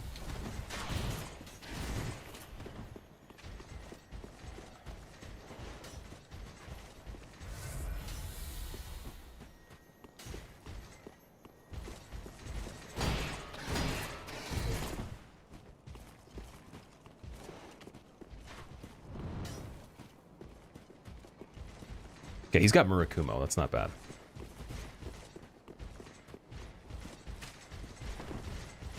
Oh, no, dude. You're joking.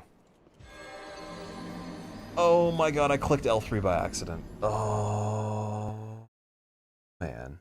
Bad camera angle, L3, like slightly 45 degrees with the wrong click while sprinting instead of doing jog. Ain't no way. Apparently that's the way it goes. So we claimed quite a few times that gravity's just not going to happen on this one because you don't have a lot of places to fall off. So we already have, dude, within 3 attempts, 2 gravities. We're what is it? That'd be 66% gravity fail. That would be unheard of if you asked anybody else of like what you'd expect, man. That was a trap. I actually was backpedaling there because we did that last time. But yeah, what the problem was I squeezed the controller just a little bit on the left. So you don't want to do L3 jump in general if you're turning a weird direction. And that's the only place you can fall off in this whole area. Unless you get up to the second area where there's no enemies. So,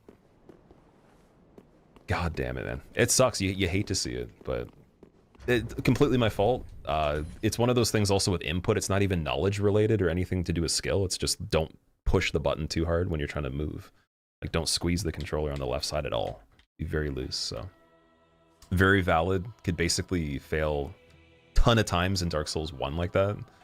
Even though we didn't. I don't think we died to gravity that much in the randomizer at all to that, so.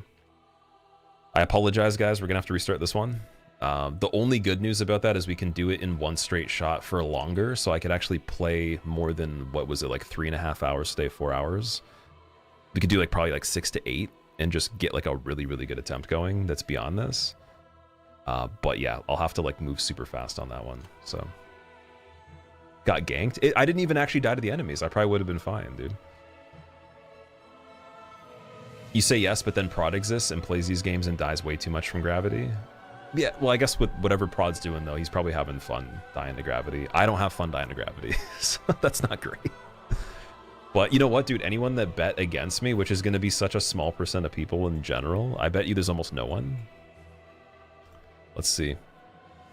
Oh, actually, there's a decent amount.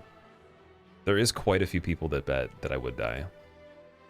Which is impressive, though, because we're not even in the hard part. But if I went to the DLC, it would have been a little bit more likely. Yeah, that's that. What I will do, I really do want to start another one right now, but I was only going to stream for another 20 minutes today because it was a later one than normal.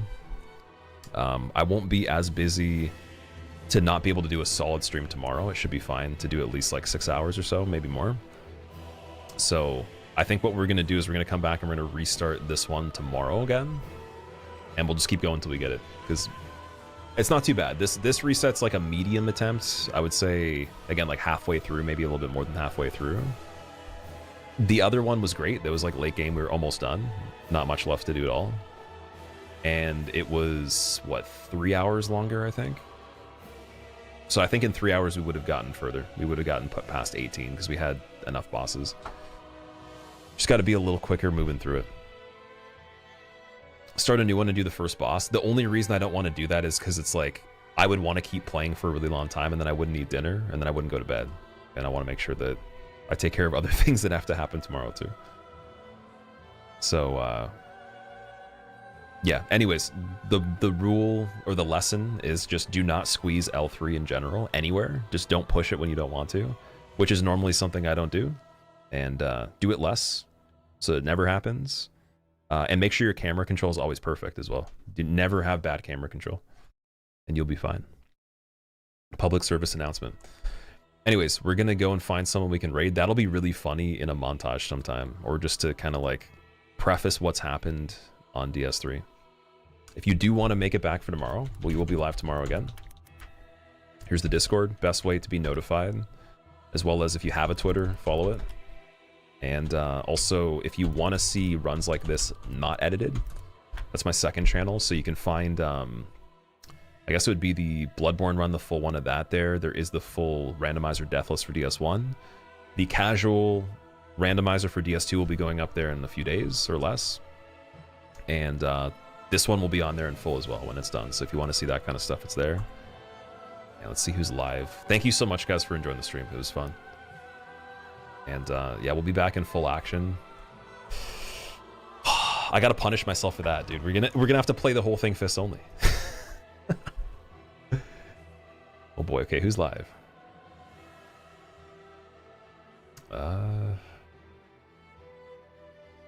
Yeah, we gotta sway the opinions too. We can't have 30-something% betting I'm gonna die in any stream for this. It's gotta be like a pretty high success rate because this one's so much more doable. It makes me sad.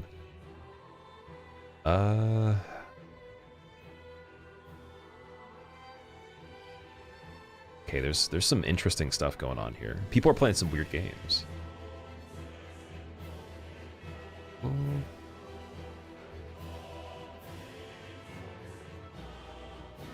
Yeah, there's a lot of difference. I don't know who to raid, man.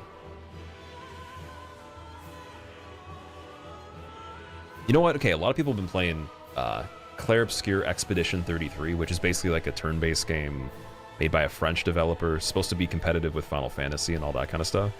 Carcinogen's playing it. I wouldn't expect him to play that kind of stuff, but I only recently learned he likes Final Fantasy. He's probably the best Resident Evil player there is in terms of like just speedrunning, challenge running, no damage.